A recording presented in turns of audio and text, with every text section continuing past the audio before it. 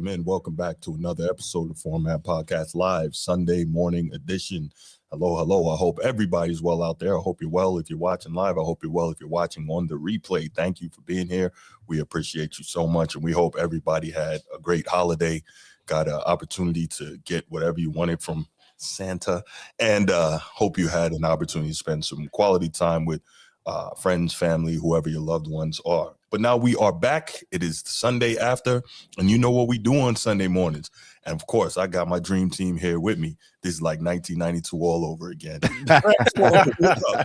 What's happening? What's happening? Maintain. Sneed, what's good, brother? What up, bruh? There you go. So if this was the dream team, who would be who? That's the question. I'm Jordan. Okay. I would say no to that. I'd give you somebody else. I think Transformers. I think he would be Magic. He'd be Magic. I think he would be Magic. I'd be Magic. Yeah, I think he would be Magic. I'll take Magic. I'll take Magic. I like that. Magic. Who are you, Sneed? Who are you? I'm definitely Charles Barkley. Oh, definitely Chuck, bro. The round mound of rebound. That would be me. Here elbowing skinny Angolans in the throwing chest. bows. That's yep. what we're doing? Yep, we giving out bows all day long, bro. Steve, stop. Steve, Yo, stop. That's crazy. He beat LeBron's dad, West. bro. That's wild, bro. Dang. Stepdad. I knew that's where he was going with that. Stepdad. Okay, so I'm Patrick Ewing. I'm defending the rim out here. You come with some BS, I'm sending it out. That's fair. I like that. Yo, Pat Ewing, his ethnicity. Yes, he's Jamaican American. Is that? Yeah. Okay. Well, yes, he was born in Jamaica. He moved to Boston when he came to this country, and then obviously Georgetown and so on. But yeah, he's Jamaican. Okay. For sure. All right. So we are here, and we got a great show lined up for you. Obviously, we got our quick hits. As you can see by the rundown, we're going to talk NFL versus NBA, mainly in the context of Charles Barkley's recent comments and, Christmas Day. We're going to talk Bleacher Report all quarter century, which I think is going to be super cool. And it's also going to expose some major inconsistencies, but we'll get to that. We're going to talk about whether or not the Spurs own the Thunder who previously seemed invincible, right? That's going to be a great one. And then, of course, we're going to talk some Lamar Jackson, Baltimore Ravens, and some very concerning reports that came out and how that may affect things going down with him and Baltimore in the future. Or maybe not, but we'll talk about all of that. So we have some great topics lined up for you. But before we get into that, we're going to go ahead and give a shout out to the channel members, of course. Coach T, what up? Thank you for being here. Thank you for your support always. It's not that serious. What's good, my brother? Appreciate you as well. Chief Sid Bubba, you already know what it is and what you mean to us. Thank you for all your support, everything you do for this channel, everything you did for this country for all those years. And of course, shout out to the boys from Annapolis. Anchors away, my boys. Anchors away. Order arms. All right. Bruce had a straight face. I'm gonna leave it at that. That's for sure, man. Respect due to the boys from Annapolis, man. They did that work. Which quick side note, so crazy. Running back, from Army yesterday in the in the Pinstripe Bowl against UConn. Was it like 12 carries for $171? I think his name is 12 or 14. 12 or 14. I think his name is God's Power. His first name is God's Power or something like that. Crazy. That remember I sent it to you? No, I didn't look at his name though. Jesus. Yeah. His name's crazy. Give me a second. I'm about to look it up too. Jeez. Yeah. It's wild. But God's Power. Yeah. There we go. His first name is God's Power. And it was 12 carries, 171, 2 touchdowns. Yeah. And so I saw that, and the first thing I did was send it to Transformer, and I said, where was he against Navy? We could use that, But no, Navy did a fantastic job defensively bottling that up and obviously came out with the win. So he's a freshman too. Yeah. So shout out to him. But anyway, let's where were we? I'm sorry, I got distracted from shouting out the channel members. Baltimore Bruce, what up, Bruce? What up? Stupid in the chat. My guy, my Irish brother. Nino, we're gonna talk some hoops for you today, bro. Sneed got what you need, of course. Always with the support, man. We love you, bro. And all love 0307 main man Mike of New York City. Stand up. All right, guys.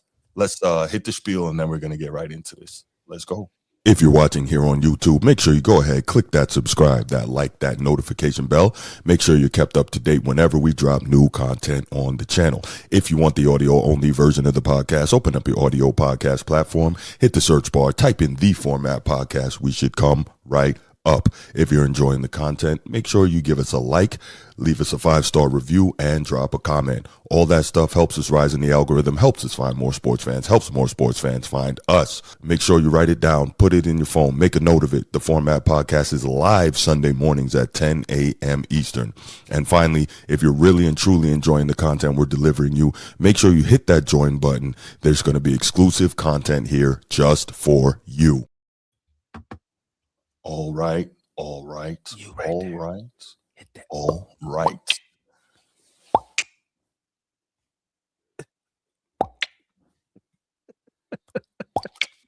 Well, Go ahead. I didn't want to do this, but that particular glove might be the wrong glove for a thumbs up today. So I'll just You know what? Right, The thumbs up is for the fact that we're in the postseason. touche. Yeah, I'm gonna just be quiet now because I'm gonna need Sneed to go make Salat and make dua for the Browns to beat the Steelers today. Oh man, Maybe it Myles Garrett. might be over at 4 p.m. today, Correct. man. That's a shame. Yeah, Maybe Myles Garrett does it, bro. There we Gets go. a few sacks, strip Yeah. sack, brings a bunch of Yeah. pain, and let's get it. Let's get it. shit Yeah, there. Did We you need say? dua. Did you guys see the report about them? That they told the Steelers like, "Hey, he's not breaking the record against us. Like, you know, if you got to face mask Sure. him, if you got to hold him, Oh, I'm like sure. we'll take the penalty over I'd say the same him thing. taking the record." Yeah, I'd say the same thing. I would rather the penalty than going down in history as a team that think about it, because everybody Gave it up. knows Brett Favre took a fall for Michael Strahan. That's yeah, never the gonna New go York, away. yeah, from New York, yeah. Certain things aren't going to go away, especially in this information age. If Yeah. I'm the Steelers, I'm saying the same thing. Not against us. What Don't was the care. previous record holder? Mark He's still Gastineau. pissed about that. Yeah, he still Mhm. talks about that, bro. Yeah, Mark Gastineau. He's like, from the I Jets. hate Brett Favre. That's that freaking bum that like, gave Yeah. up my record like that. Like, Yeah. come on, It man. would've Like, been make him one- earn it. In a way, I feel that it would have been one thing if it had come organically, but Favre did kind of lay down for it. Not that Strahan isn't great, but Yeah, Favre no. did lay down for it, so that's kind of not cool. Yeah, Yeah. yeah. New York Sack Exchange, that was the deal back in the days. New York All right, y'all, Stock but- Exchange. Yeah, that's what they called it. But let's go ahead and get to these quick hits, y'all, shall we? Quick hits. Yes, sir. So I just want to start this off, right? Oh, damn it. Objectivity, Mm-hmm. not one-sidedness. Okay. I get a lot of DMs and a lot of texts and stuff Mhm. like about my Lakers. Right. They're sitting 19-10, currently, I believe, 5th in the Western Conference. And I get this whole just onslaught of, the JJ Redick is a horrible coach. Get rid of LeBron, the whole normal I'd say, which I'm pretty used to at this point in juncture of my life and career as a Laker fan. I will be the first one to say at the beginning of this season, I said, hey, we may end up somewhere around the 3 to 5, 6 seed. That was my statement. Am I looking for a championship this year? I said no. This team is not a championship winning team, right? This team lacks the backbone of defense, right? One of the best offensive teams in the league. And I tell Snead this all the time. We only win because we outscore the opponent. Yep. That's the only way we win. Buck 40, buck 35, buck 25. But if you go back and you look at the scores, they give up a buck 25, so we have to score a buck 30. We give up buck 30, we got to score a buck 35. We're so offensively dominant that we make the numbers look a lot better than what they are. 19-10. You're like, okay, they're having a good season. Right. Defensively, we are one of the worst teams in the NBA. Defensively, one of the worst teams in the NBA. We're tied 24th in defensive rating in the entire league, sitting at 19-10. So, guys, I'm here to tell you, I'm not on board of the Lakers championship this year. I just celebrate the oohs and the ahs of the team. I see slightly the direction that we're trying to go. once LeBron re-signed that contract, signed to stay on for his player option, I knew this season was a wrap. There's nothing that we can do with this roster that's going to benefit us with LeBron, Luka, and Austin Reeves on the same team. Neither three of them play defense. Austin Reeves is a mediocre. He's like mediocre in the league defensively. And he's the one that gives you the most effort out of all three players. JJ Redick came out post the Christmas game stating that, he's tired of losing that way. I can't do this more games. I can't do this for 53 more games. Just defensively, just getting torched. The Houston Rockets game was a wash from beginning to the end.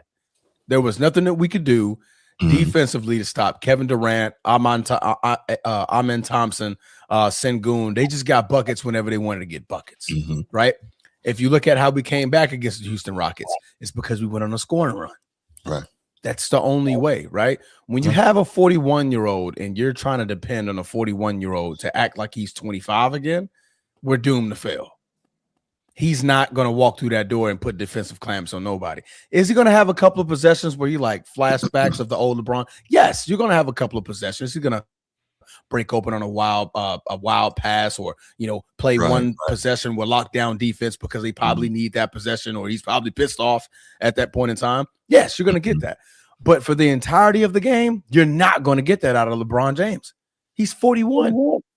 And I don't like to give people passes, but if you're 41 years old, I'm going to give you some sort of pass. Like, okay, that's not the expectation of a superstar or star at this point of their career, Bruce. I know this is your quick hit, but I'm going to surprise some people. I agree with you wholeheartedly. He does deserve a pass. There's no 41-year-old that we can expect to sit in the quote-unquote chair. For one, he's never been Kawhi Leonard, and to expect that from him or anything remotely resembling that at 41, nah. We just can't. And so we got to be fair here. So I guess the other argument would be, if you're an all-time great player and you're still on the floor at this age, you shouldn't be exempt from doing the things that you're responsible for. But we have to give him a pass because physically he just can't do it to that level. But then some people would say, if you can't, then go retire. But I get it. You transform. No, absolutely. And what we're trying to do with LeBron James is hide him. We're hiding him a lot. Like, I looked at the Houston game, like Jokic. And he was getting hit a lot, like Jokic. Like, whenever the ball's coming up, they put LeBron in the corner. Like, hey man, you go play zone in that corner, right? And it worked a couple of times because LeBron is a great reader of plays. Like, he's very, very intelligent, high IQ when it comes to understanding the other team's plays. He broke on a lot of balls and tipped a lot of balls, stole one on a fast break because he's playing that zone in that corner. He's like, don't pass it to this corner because I am looking to play the passing lane and I'm looking to cut this off every single time, right? But the expectation that he's going to go out there and it was like, oh man, he needs to be guarding KD. Why? He's 41. We know what KD's going. We know what KD's doing to 25-year-olds. For sure. He's going to pull up and just shoot it in the eye.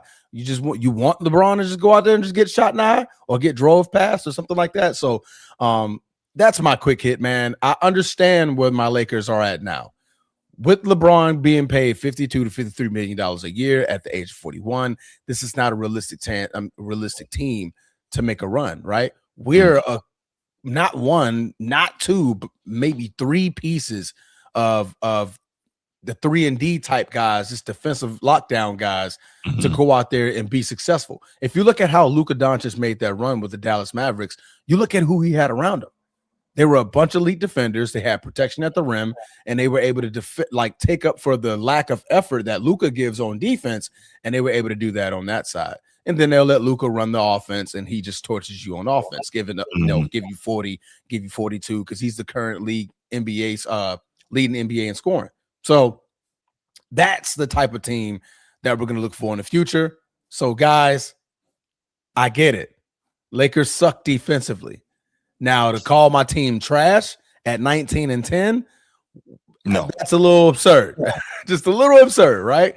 You want to say mediocre, I'll give you mediocre, right? Because if you take offense and you take the defense, okay, it kind of levels itself out. But trash, get out my inbox with that stuff, guys. Proceed. This is the Celtics fan talking. The Lakers are not trash. Boy, how I wish they were, but they're not. Come on, man. Can't do that. The defense is bad. The offense is they've got some really nice offensive players. It's like Jokic, great offense, bad defense, and so it terrible makes, defense. It makes terrible. Makes good, right? Yeah, but no, the Lakers are not bad. They're not trash. Anyone who says that, you're lying. You're being disingenuous, and we don't rock with that here on the Format Podcast at all. Preach. 8 off.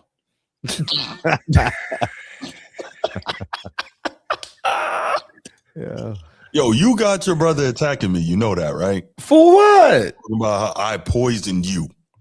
Oh yeah, he texted me that the other day. I'm like, man, Bruce got you drinking the Kool-Aid. For what? The the NFL ratings? Come on, man. I had to ask him, are you insinuating that your own brother is not capable of independent making my own decisions? All right, young disciple. Steve, what you got for your quick hit, brother? And I had something else, but I'm gonna take Transformers and I'm gonna kind of spin off with that. Okay. I mean, nothing Transformers said is wrong. It's all pretty clear, concise. I mean, if you're watching games, you see those things, and it's all real. The problem right now is JJ Redick is throwing certain players under the bus, but he's not calling them out by name. This is very, very dangerous for his career, and I'll explain. When JJ Redick comes out and says things like, we're not doing this, we're not doing that, and then he says certain players, but he won't say certain players' names, you're not going to be able to build equity with these players. You're actually, when you say we, you're placing blame on the entire team. Yeah. When in actuality, he's not blaming the entire team.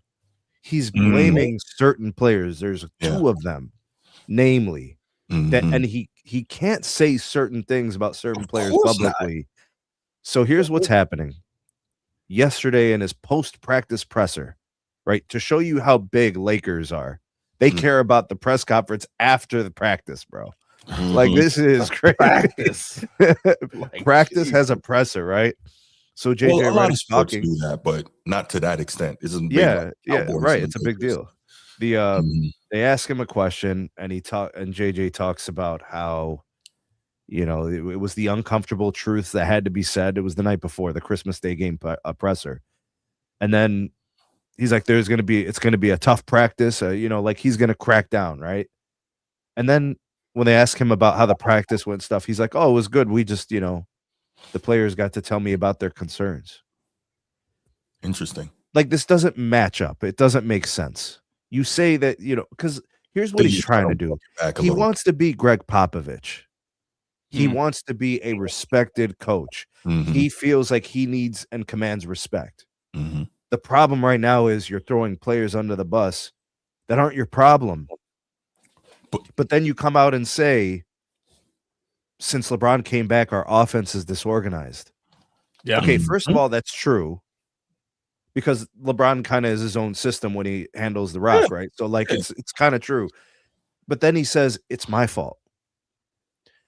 Nothing else is his fault on the entire team except that thing. He has never taken accountability for anything except LeBron coming back from being injured and the offense being disorganized. They asked him specifically, what could he be doing differently? He didn't even know how to answer it. Because he doesn't mean what he says when he says things like, I have to be accountable and I'm accountable every day. He's not comfortable talking about those things because it's not true. Yeah. He doesn't hold himself accountable. He's blaming all of his players for everything. Again, it's only a couple of players. Let's be honest. We see the games. It's namely a couple of players, but he won't do what Greg Popovich was willing to do when he called out Tim Duncan in pressers. Yeah. Or Tony Parker in pressers, or Manu, and he won't do that because different. You know that, and I understand. But he wants the Greg Popovich aura. He's not that, bro. Yeah, right. And he's like, I watched the game, and I even did a film study. I'm going to drop the video on my channel today. Jared Vanderbilt was fantastic. He hit threes in the corner. Yep. He was contributing offensively, and when they made runs, the defensive stops with him and Marcus Smart. It's not all the players. There are players that wake up every morning and have no role or a reduced role from the previous game. They don't know when they're going to be playing, who and how they're going to play, when they're going to get in the game, what they have to do. Those things are on him. He is part of the problem. He's part of the reason the team is fragmented, disjointed, and there's a lack of accountability because he is not accountable. The players don't give a shit about what you have to say when they know you're full of it. I'm a school teacher. Do you know what students tell me? The only reason I respect you is because you treat everybody the same. You're fair to everyone. That earns respect. Yeah. He ain't that, bro.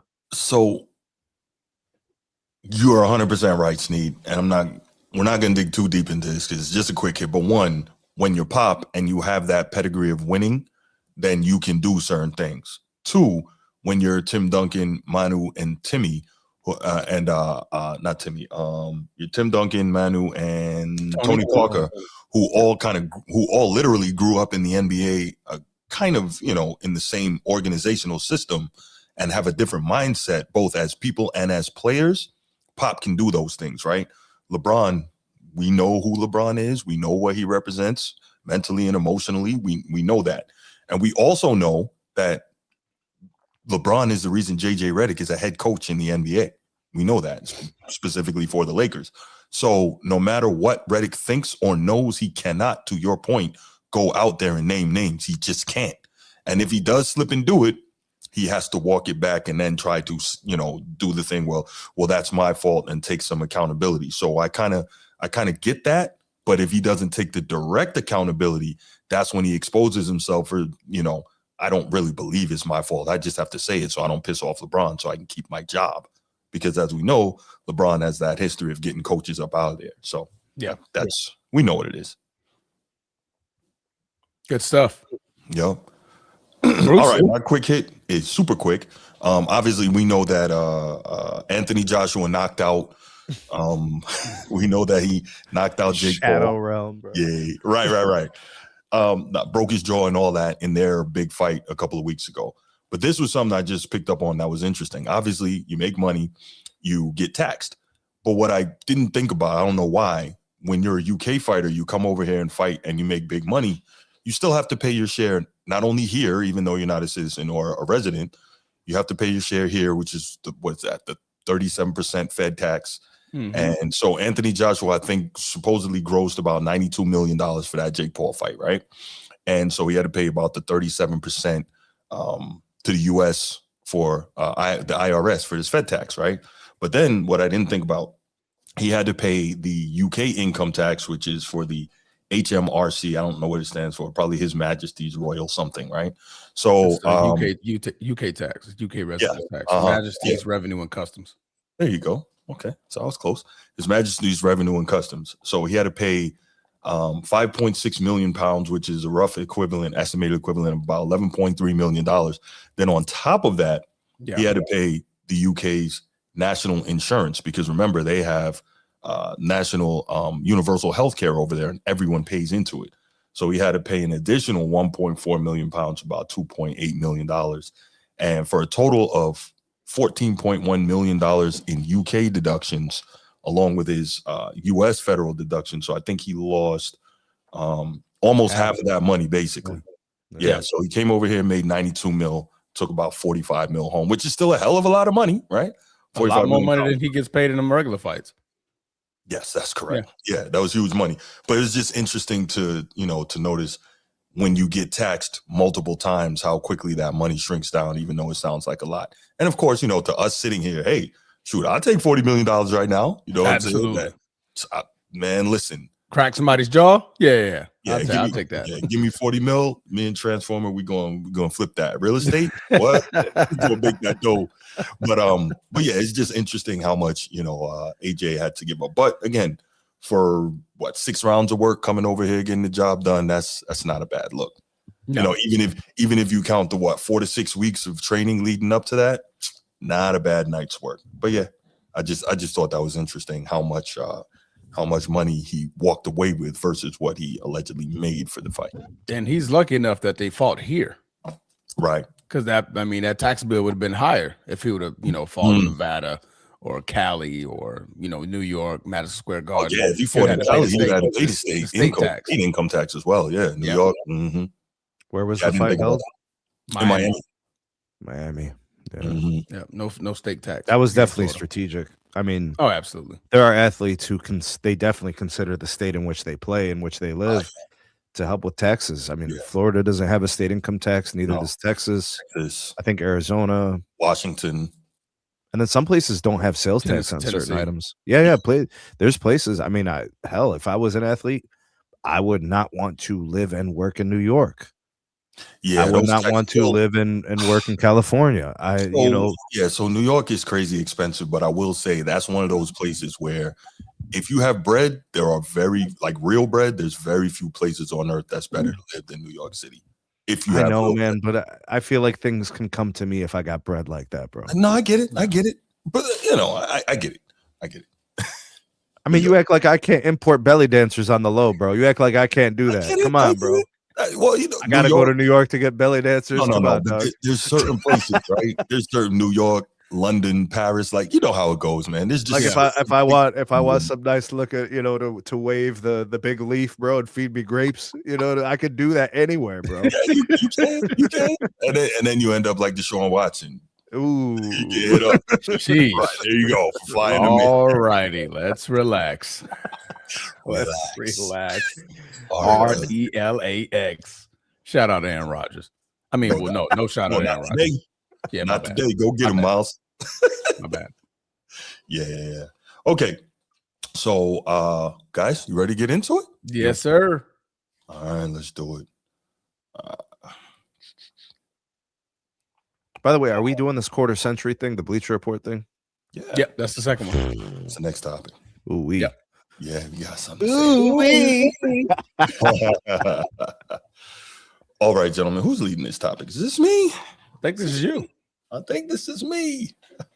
Next up, I believe that's me. Get on the mic for the symphony. All right. Mm-hmm. Yes, this is me. All right, guys. So this is something we kind of got into a bit last week with yes, Steve. Yes. This is something that we got into. I'm sorry, I'm laughing at the king of the chat. This is something we got into last week a bit with Edward prior to the Christmas Day spectacular between the NFL and the NBA, right? Shout out to those two leagues for giving us a ton of content and a ton of sports to watch on Christmas Day when we should have been chilling with our families, right? Yeah, I know, right? All right, baby, I got to go watch the game.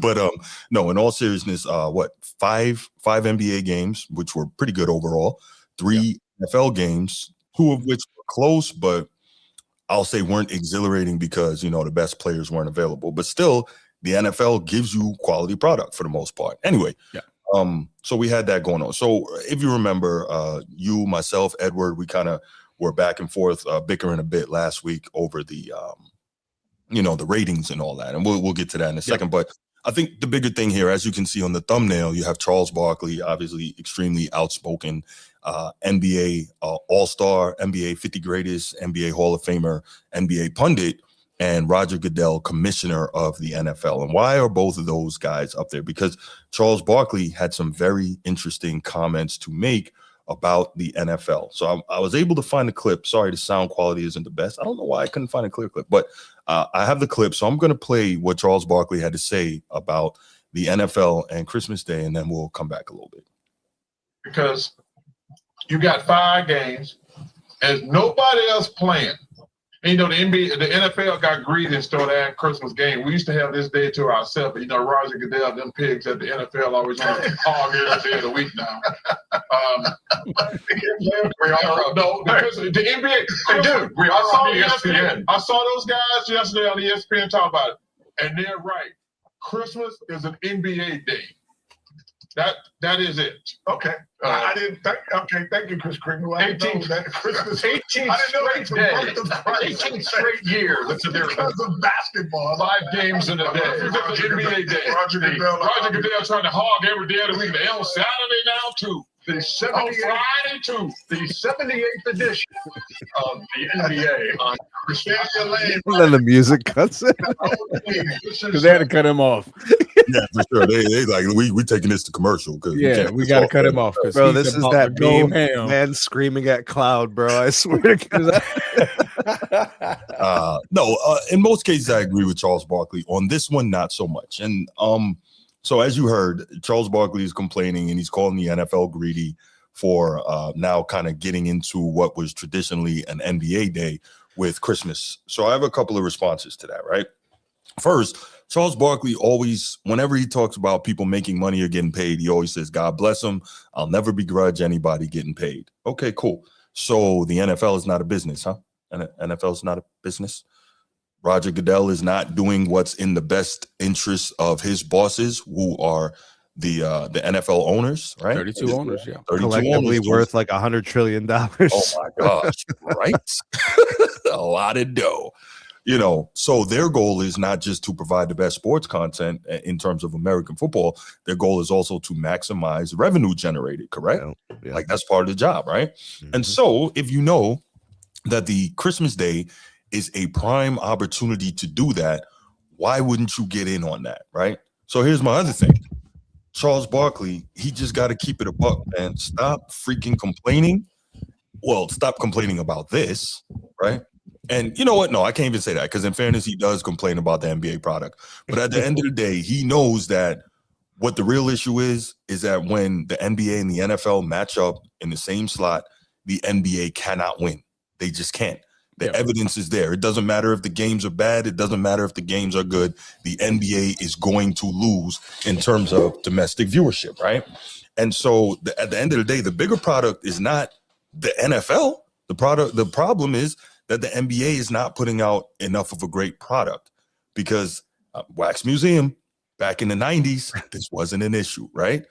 Anytime the NBA and the NFL matched up, in most cases, the NBA was coming out on top back then. But guess what? Now people consider the NFL the better product. And that's what we're having here. Before I get to some numbers, let me get to you guys' thoughts on that. Well, one, I had a little, fun fact that popped up on my feed the other day. No political mess, right? Let's do it. Sir Elon Musk is so rich, so wealthy that he could hypothetically buy all the sports teams, NBA, NFL, MLB, and NHL, which would be roughly about 430 billion, and he'll still have billions. He'll still have about 15 billion left over. Wow. I saw that number and I was like, what? Yeah. There could be one overall owner of all the That's sports crazy. teams. Yeah. Would be insane. But anyway, I digress there. The NFL. Rich as Mansa Musa. Man, what? The NFL taking over Christmas. It just goes along with the words that we call them the bullies. They're bullies. That's what they are. They run over, they see that you got juice and they got soda and they want juice that day. Right. They're going to take your juice. Yeah. You're just going to take your juice and you're not going to do anything about it. Right. Mm-hmm. Like, I'm bigger than you. I'm about the size of the Big Show, Right.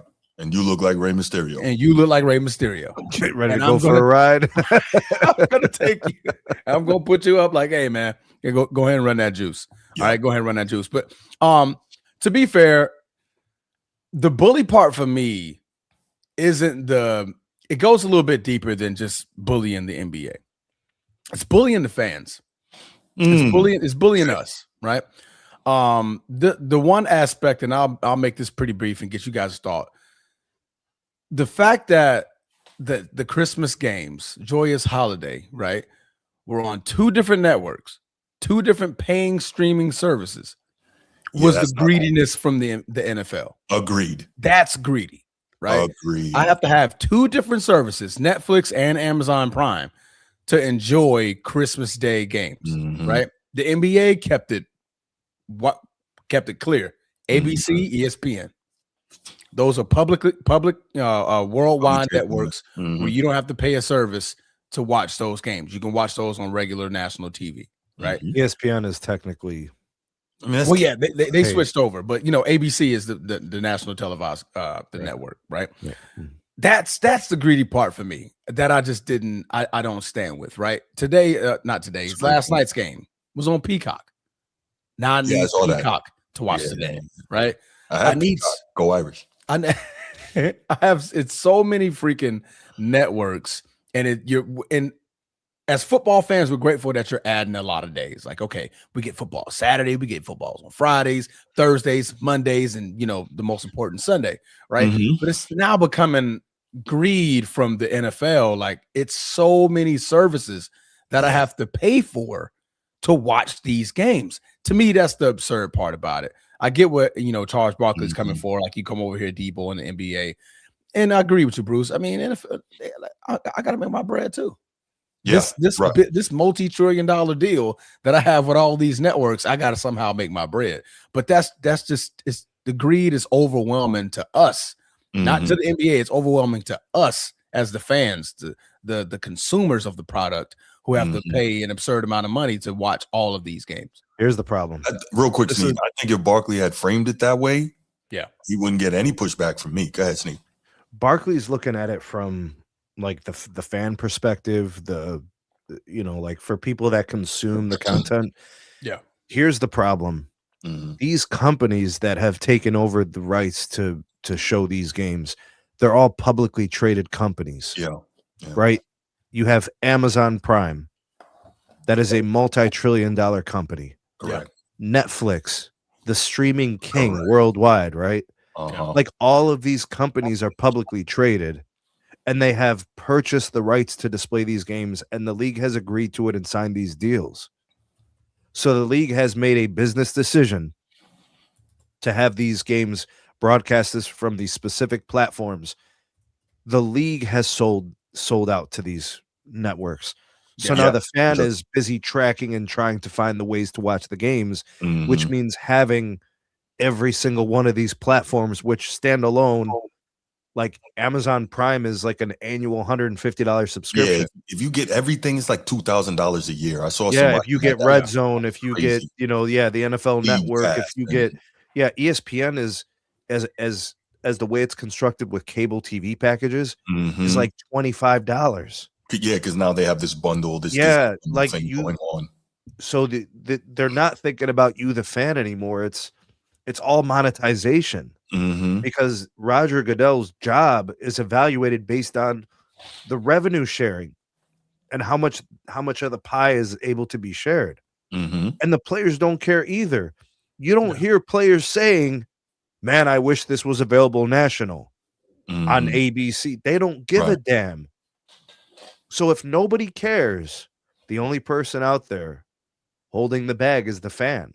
And if the fan doesn't respond by not watching, these leagues will continue to do what they're doing. The only way they're going to adjust or change is if things go downhill. And they're just not going downhill.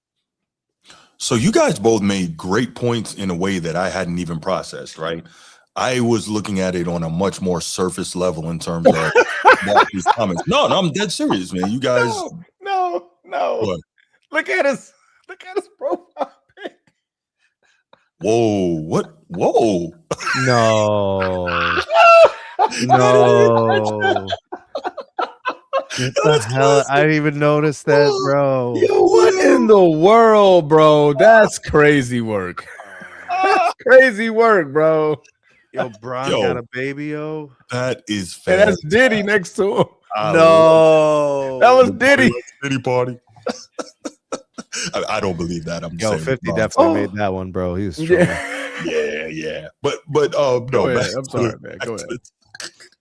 I definitely was looking at it on a much more surface level in terms of examining Charles Barkley's commentary. And I would say this. You guys are both 100% right. And thank you for presenting that angle because I hadn't considered it.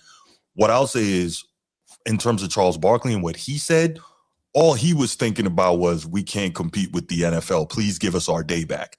That's what he was thinking. I don't think any of that stuff you guys said was on I don't think that was anywhere near top of mind for him, right? So totally get it. So that's kind of where I was. Charles Barkley also isn't really a businessman. No. Like he's for his own business, right? Yeah. He's on his he operates on his own best interest. But I've never known him to be a business savvy analyst. So I wouldn't look to him to say, those things would come to mind or be priority in his consideration. I get it. Charles Barkley sounds like a lot what LeBron said last year at Christmas. Yeah. Where he said, Christmas is our day, leave us alone. Pretty But much echoing that's the just same not how way. that works, bro. Yeah. Yeah. All right. So let's do this. I have some numbers here that kind of put a cap on this before we take some calls on it. So, and I went back because we don't have the official numbers from this year yet. We do have the projected. So I went back a few years. So 2021, the NFL average viewership on Christmas Day, 24.1 million. NBA, 4.8 million. So 5.9 times the viewership in 2021. 22.9 million on Christmas Day in 2022, 4.27 million for the NBA. Average 5.4 times. 2023, 28.7 million versus 2.85 million for the NBA. 10-time average. 2024, 26.5 million versus 5.25 million. Multiple of NFL 5 times average. And if I'm not mistaken, there are estimates already for 2025. We don't have the exact numbers, but the estimates are, let's see. The estimates, Cowboys versus Commanders, peak viewers, 29.4 million. Estimated viewership of 26.1. Lions versus Vikings, 25.1 million. Estimated viewership, 28.2. Boosted greatly by Snoop's halftime show. So we gotta put that context in there. Broncos versus Chiefs. So in Prime Video, estimated viewership 23 million and peak viewership of 25.5 million. Where even if you go down to the NBA, the highest rated game of the day, as we knew it would be, the Lakers and the Rockets, 6.5 million estimated viewership. Spurs and Thunder, 5.3 million. Sixers and Celtics, 4.9 mil. Nuggets Warriors 4.2 mil, and Timberwolves Mavs 3.8 mil. So, we've got the Celtics didn't play this year, and the Sixers. I'm sorry, but the point is, overall, we have a huge gap, right? A huge disparity. Even though, to Edwards' credit, the games in the NBA this year were better, right? We know that. Yeah, that But Denver Nuggets game was awesome. Yeah, no doubt. And Jokic cooked. Let me say that. Jokic cooked. Did. Hear me, Edward. Jokic cooked. There you go. Are you happy now? Anyway, but the fact is this. The NBA just cannot compete with the NFL, and it doesn't matter. Even though the NBA tried to goose the stats by simulcasting on ABC and ESPN, they still came up well short, while the NFL was behind 2 different paywalls. So that just shows you that it is what it is. So I don't know for the life of me why anyone would argue, even going into this weekend. They are the 2 biggest streaming services, though. Yeah. Like Amazon's reach is tremendous. Netflix is number 1. No doubt. But, it's just interesting that, people would argue that the NBA would have outdone the NFL this year. But it is what it is. But back to Charles Barkley, you guys framed it extremely well in terms of really breaking down the greed. I don't know that he meant that, but you guys put a lot of extra context on that, which I love. And Charles, you just got to chill, man. And if your league will put out a better product, they would have a better chance. I think that's what he's frustrated about, actually. Then why are you blaming the NFL, calling them greedy and calling them pigs? I mean, you got to blame somebody. You already blamed the NBA. You can't keep barking up that tree. You got to blame someone else. Right. Yeah. No doubt. He also has an interest in the NBA succeeding because of course. And I mean, as much as he complains about it, he loves that league. He loves that game. Yeah. We get it. And I think that's one of those things where he complains because he knows what the NBA has been and what it can be, but for whatever reason doesn't want to be and isn't pushing to be. But it is what it is. Are you all ready to take a couple calls on this? Rock and roll it. Let's go. All right, 904-219-8264, 904-219-8264. And let's do this. Also, if there's anybody watching from overseas, for instance, we got a call from Nigeria the other day, and I was Shout love out to Nigeria from overseas, and you have WhatsApp. You Hakeem can call the me Dream. Hakeem the Dream. You can call me utilizing WhatsApp on the same number you see on your screen, 904-219-8264. Gotta love modern technology. So what is that, a Google Voice number, bro? No. It's No, it's AT&T. Oh, it's like a regular line. Okay. Yeah, it's a regular line. Yeah, dual SIM. So both of them go to the phone. But yeah, let's take a couple calls. We'd love to hear your thoughts on this. Charles Temper tantrums inspired me. Steve, you're crazy. Troll says, I think that's also because NBA simply plays more games. Fewer the games and more each means that is true. Same with baseball versus basketball, not just basketball versus football. I don't know.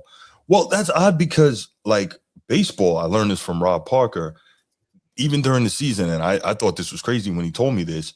Baseball on TV generally, regionally, has like the best ratings of the sports, which is crazy. Depends on the team. He really broke that down. I was like, yo, and that was like the Yankees. But I've heard him say it since.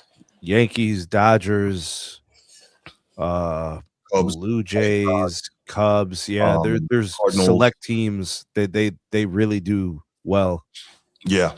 The NBA, it's much more uniform mediocrity in terms of viewership. You know what I mean? Mm-hmm. Attendance is pretty good at the games. It's the that too. The consumption of the digital media. Right. Yeah, it's totally different, man. It's totally different. Tommy Murray 2081. Good to see you here. You might be new. Do me a favor, bro. Hit that like and subscribe. Don't think I've seen you here before. Thanks for tuning in. He says, I don't care. My Jazz put belt to A. Who did they? The Jazz are a bad team, bro. Who'd they beat?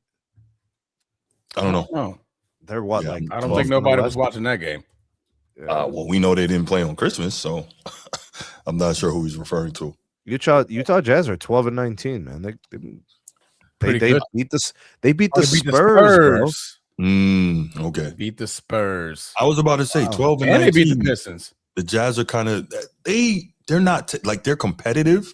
They just don't win these games. Like I would say like the last few weeks. The Mavs too. Yeah.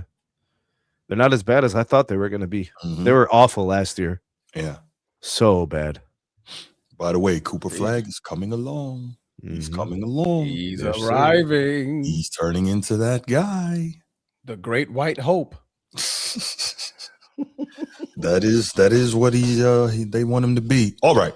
Looks like we're not going to get any calls on this, so let's move right along. All right. If you didn't call in, don't call in on this topic now. You missed it.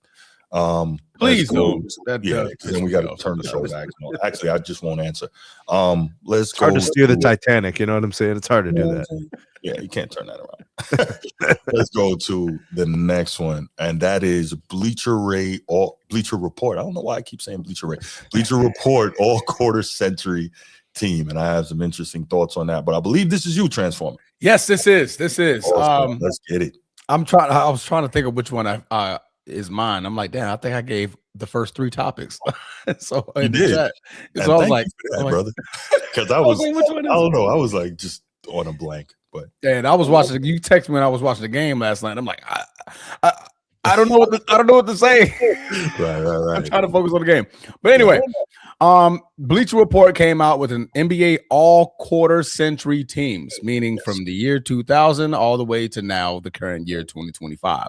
Over the last 25 years, the NBA has given us countless highlights and memories of some of the best players in league history. So the Bleacher Report's NBA staff. So I want to make this clear on who's voting on this. All right. The Bleacher Report's NBA staff voted to determine which of these players were the very best. Points were awarded for first team All NBA. Where's my finger? There we go. I'll use this hand. First team All NBA, second team All NBA, third team All NBA votes, and the totals gave us the squads here. Wait, quick. Notice no inclusion for all defensive teams, huh? Well, they have defensive player award. Okay. But I'll get into that. They're also voting on best dunker, best shooter, best playmaker, best defender, and best coaches from that NBA stretch of history. Voters were told only to consider numbers, accolades, and accomplishments from the start of 2000 and 2001 campaign through the end of the 2024-2025 campaign. This takes some things off the boards for the players whose careers began in the 90s, but several of them were good enough to make the cut anyway. We didn't vote on traditional position traditional position designations like point guard, power forward. Instead, each panelist picked 2 guards, 2 forwards, and a center for each of the 3 teams. That's more so because of the positionless basketball that the NBA has become to now, where you're going to see names like Steph Curry, who's labeled a point guard, but truly is a shooting guard, in my personal opinion. All right. So we're going to dive into the first team. First team All-NBA guard. I don't think this should be a question, but who do we think is first team guard? None other than Steph Curry. Chef Curry. Well, Chef Curry, 24.7 points, 6.46, 4.7 rebounds, 4 threes, 1.5 steals, 42.3 3-point percentage, and a 6.5 box plus minus. 2 MVPs, 4 first team All-NBAs, 5 second team All-NBAs, 2 third team All-NBAs, 11-time All-Star, 2-time scoring champion, 15 to 16 steals champion, 4-time champion, and 22 finals MVP. Point guard. We agree with that? I mean, positionless, right? So, yes. What other point guard will we put? No, I'm just saying guard. So guard. yeah, Okay. I'm All right. good. Good. All right. Second guard, first team guard. I think this goes without saying. Without saying. When you started and said guard, I just thought Mamba. I didn't start with Steph Curry. You said guard, I said Mamba. Yeah, but they're trying. They're going to still try to label this. Yeah, right. Point guard, shooting guard, small forward. I can see it's how just a little harder to do now, but exactly. First team, second guard, none other than Kobe Bean Bryant. 27.2 points, 5.5 rebounds, 5.1 assists, 1.5 steals, 4.9 plus minus on the box. 2007 to 2008 MVP. 11 first team All-NBAs, 1 second team All-NBA, 1 third team All-NBA. 8-time first team All-Defense, 3-time second team All-Defense, 16-time All-Star, 2-time scoring champion, 4-time champion, because this does not count the 2000 season because that would have been prior. All right. So 4-time champion and 2 times final MVP. I think that goes without saying. So we're going to keep the train moving. Kobe was, of course. I mean, without saying Woodage. First team forward. First team forward. I mean, I don't think this goes without saying either. I mean, the biggest name renounced around sports history and sports today. LeBron, Ramon, James, Senior. Gotta say senior, right? Senior. Got to say senior. Yes, right. Not junior. No. 27 points, 7.5 rebounds, 7.4 assists, 1.6 threes, 1.5 steals, 55.6% 2-point percentage, and an 8.5 box plus minus. 4-time MVP. 2003 2004 Rookie of the Year, which should have went to Carmelo Anthony, but we're just going to go ahead and keep going on that one. 13-time first team All-NBA, 4-time second team All-NBA, 4-time third team All-NBA. That's a total of what, guys? A lot. That's a lot of All-NBAs. 5-time first team All-Defense, 1-time second team All-Defense, 21 All-Star appearances. 2007-2008 scoring champion, 19 to 20 assist champion, 4-time champion, 4-time finals MVP. Goes without saying, right? Goes without saying. The other forward, they chose Kevin Bleepin Durant, aka the Slim Reaper. Wrong.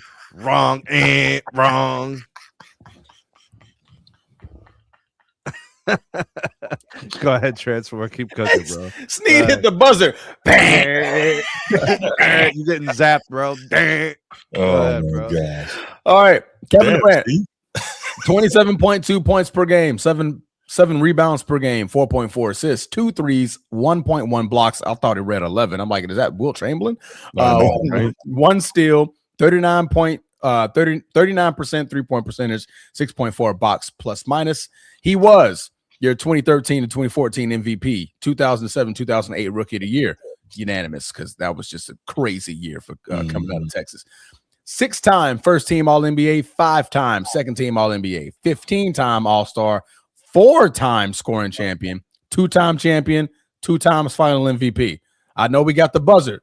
Sneed. Who should be at that 4 spot? Kevin Garnett. Kevin Garnett. So they got the wrong Kevin. They got the wrong Let Kevin. me see it. They Let must me- have let me- switched the last names. Yeah. Well, They remember, they're switched up the last just names. doing forwards, and again, I think we've established now that these people, when they do these lists, they're trying to create discussion and create controversy and all these things. Oh, I got you, Steve. Okay. I'm Yeah. not upset that Kevin Durant's there. Mm-hmm. I do think I would put Kevin Garnett there first, though. But people place that priority on scoring and shooting, especially in the He modern had game. that though. Kevin like Garnett was KD a great scored. offensive player. You don't have to tell me, but not like KD. Prolific scorer. Right. Prolific. Right. He was a league MVP. Prolific. I agree. It's not Was that 2002? No, 2001. Yeah, somewhere in there. Somewhere in there. No, It was well before he went to Boston. Yeah. Oh, you're talking KG. KG. Yeah, 2002 sounds about right. He averaged I like think it was around 24 and 14 that year. Had like 70 straight doubles or something crazy. Something like absurd. 2004. Thank you, Woodish. 2004. Bro, thank his you. Okay, he went in. nickname was the Big Ticket. Big ticket. Mm-hmm. Mm-hmm. And he punched it every single time, whether it was the I mean, ticket or the actual ball. That is a serious NBA legend. Mm-hmm. A serious player. Both sides of the ball, serious. You hear what you said? You heard what you said, right? Yeah. That doesn't matter to these people.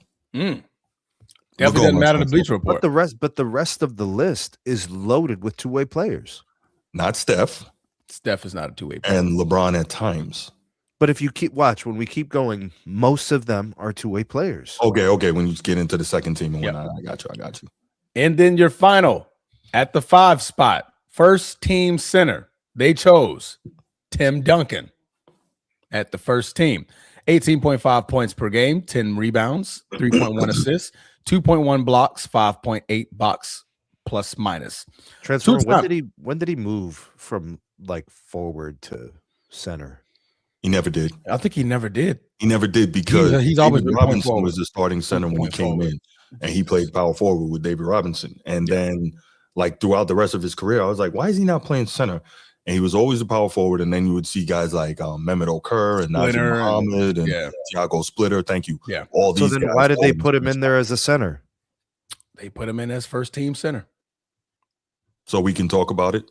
But that's what I'm saying is he played power forward when David Robinson was still there, Mm-hmm. and then he generally was moved to center. But no, not really, because he's always spoken of as the greatest power forward of all time. Yep. But for the most part, most of his career, he was at the 4. That's not true. Let me see. They labeled him.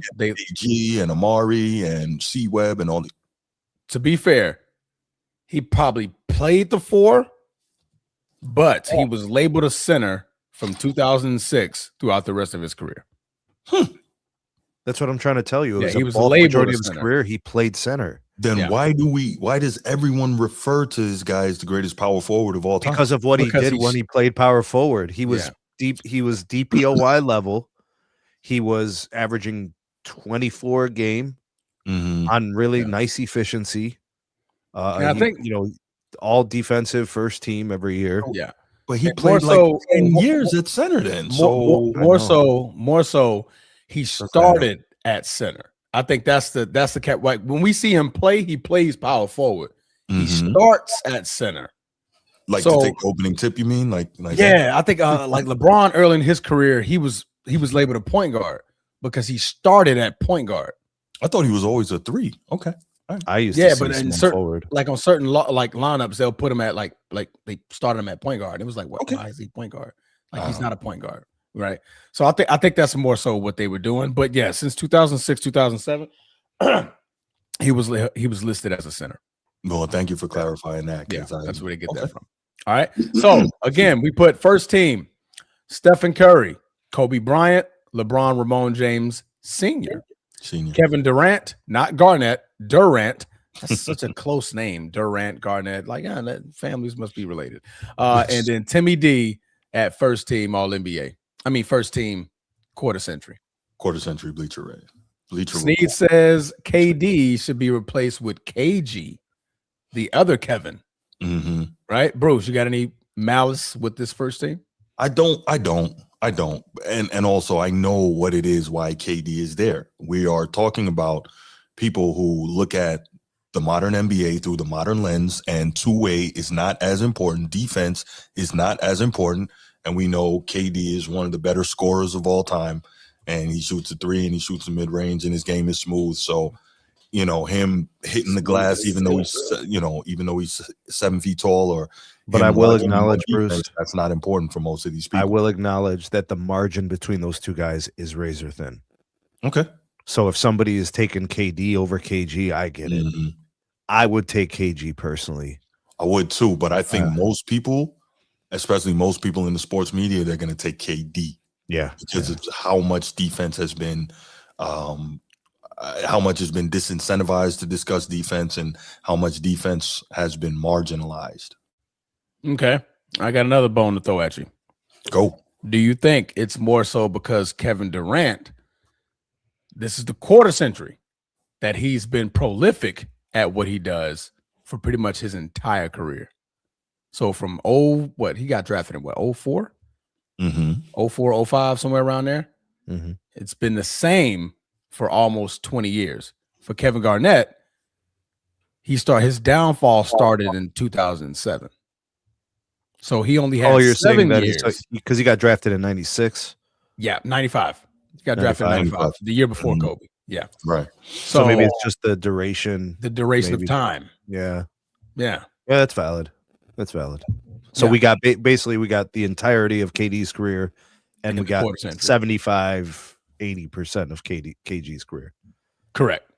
So I think that's where they're going, because if you look at like I said, 2000 and 2001, that's when KG was obviously. I mean, KG was still obviously at his MVP level, right? But then it started going down. The trade to Boston is where his numbers took a major dip from 22 points a game to 18.8, from 10 rebounds a game to 7, from 13 rebounds a game to like 9. So all of his numbers start to take a dip. He did get Defensive Player of the Year in 2007, but after that, it was a steep decline in Defensive Player of the Year, All-Star NBA level. But to win a DPOY and still be offensively potent, that's unique. Yeah, that's all-time unique. Very few guys can do that. That's right. We're gonna get there, young disciple. Just stay patient. I was about to say his question to you. We're gonna get to that. Did they award a quarter century MVP? Did they? We're gonna get in that later. Oh, okay. Well, obviously it should be Jokic, right? Come on, man. What are we doing? Greatest center of all time. There you go. All right. So we're gonna go to the second team. Second team, first guard, we have Chris Paul, CP3, 17 points per game, 9.2 assists, 4.4 rebounds, 2 steals, 6.6 on a plus minus. 2005 to 2006 Rookie of the Year, 4-time first team All-NBA, 5-team second team All-NBA, 2-time third team All-NBA, 7-time first team All-Defense. Notice that's something I didn't read for Steph Curry's block. 2-time second team All-NBA, and 12-time All-Star. That is your starting guard. Number 2 guard. Again, we're going to hear the same things, kind of. Dwayne Bleepin Wade, 22 points per game, 5.4 assists, 4.7 rebounds, 1.5 steals. I keep getting ready to say box office. Box score, 5 points per game. 2-time first team All-NBA, 3-time second team All-NBA, 3-time third team All-NBA, 3-time second team All-Defense, 13-time All-Star, 2008-2009 scoring champion, of course, the 3 times champion, and the 2006 Finals MVP. That's a nice resume. That's a nice one. That's solid. Get it done. That's solid for sure. Now we're gonna get into the forward. Your first team forward. Second team first forward, Kevin Garnett. 17.9 points per game. Obviously about 9 points lower than Kevin Durant. 10.3 rebounds, 3.8 assists, 1.3 blocks, 1.2 steals, 6.3 plus minus. He was your 2003 to 2004 MVP, 2007 to 2008 Defensive Player of the Year, 3-time first team All-NBA, 3-time second team All-NBA, 1-time third team All-NBA, 8-time first team All-Defense, 3-time second team All-Defense, 12-time All-Star champion, and 12-time All-Star and the 2007-2008 champion, of course, when they beat the Los Angeles Lakers, as he was a Celtic. So I think he gets demoted.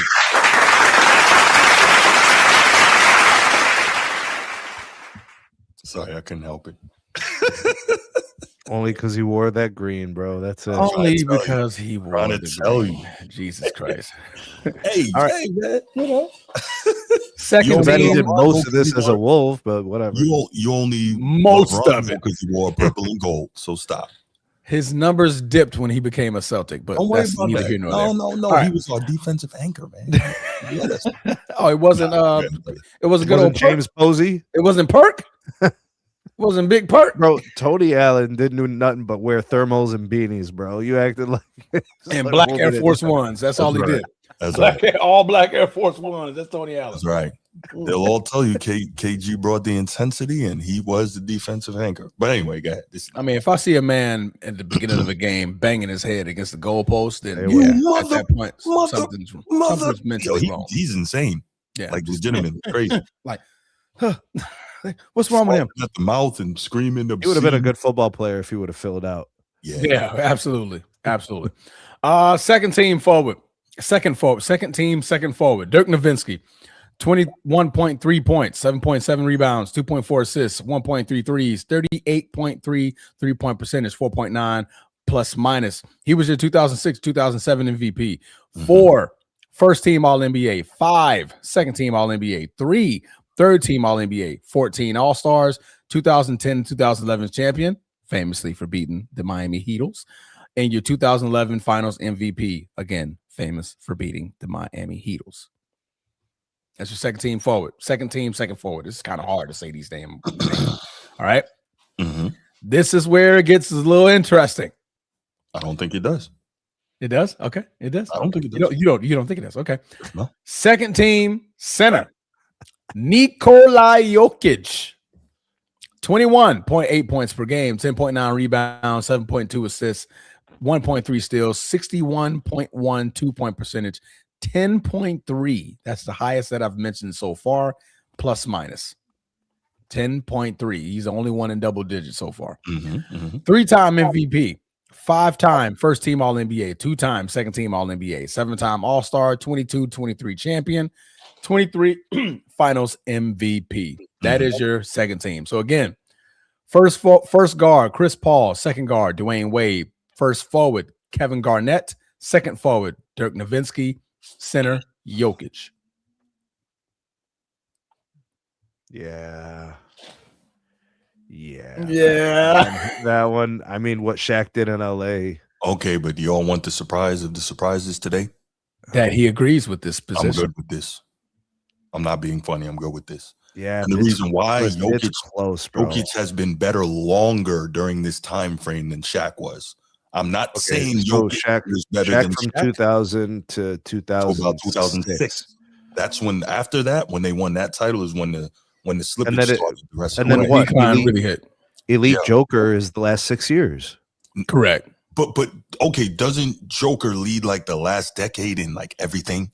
Total rebounds, assists, and points. Like, where do you think Shaq stood from 2000 to 2010? I don't. Well, not like 10. Top 3 and everything.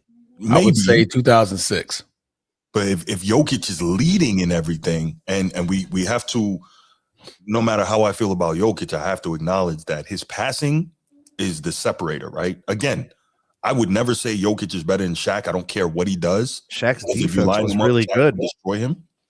Oh yeah. No, I'm with you. What I'm saying is, I agree with this based on the time frame and the positioning. I think Jokic I'm having a hard time with this one. This period than Shaq was. That's all. I'm having a hard time with this one, like I did KG and KD. I think the margin is razor thin. Okay. And if somebody told me Shaq over Joker, I'd be cool. If you want to take Joker, fine. I'm good with that too. But it's razor thin. I don't think it's razor thin. I think this particular time. I don't. You also have to put in the fact that they labeled Jokic the best player in the league 3 times during this time span. They never labeled Shaq the best player in the league. Now, were they correct? Transformer?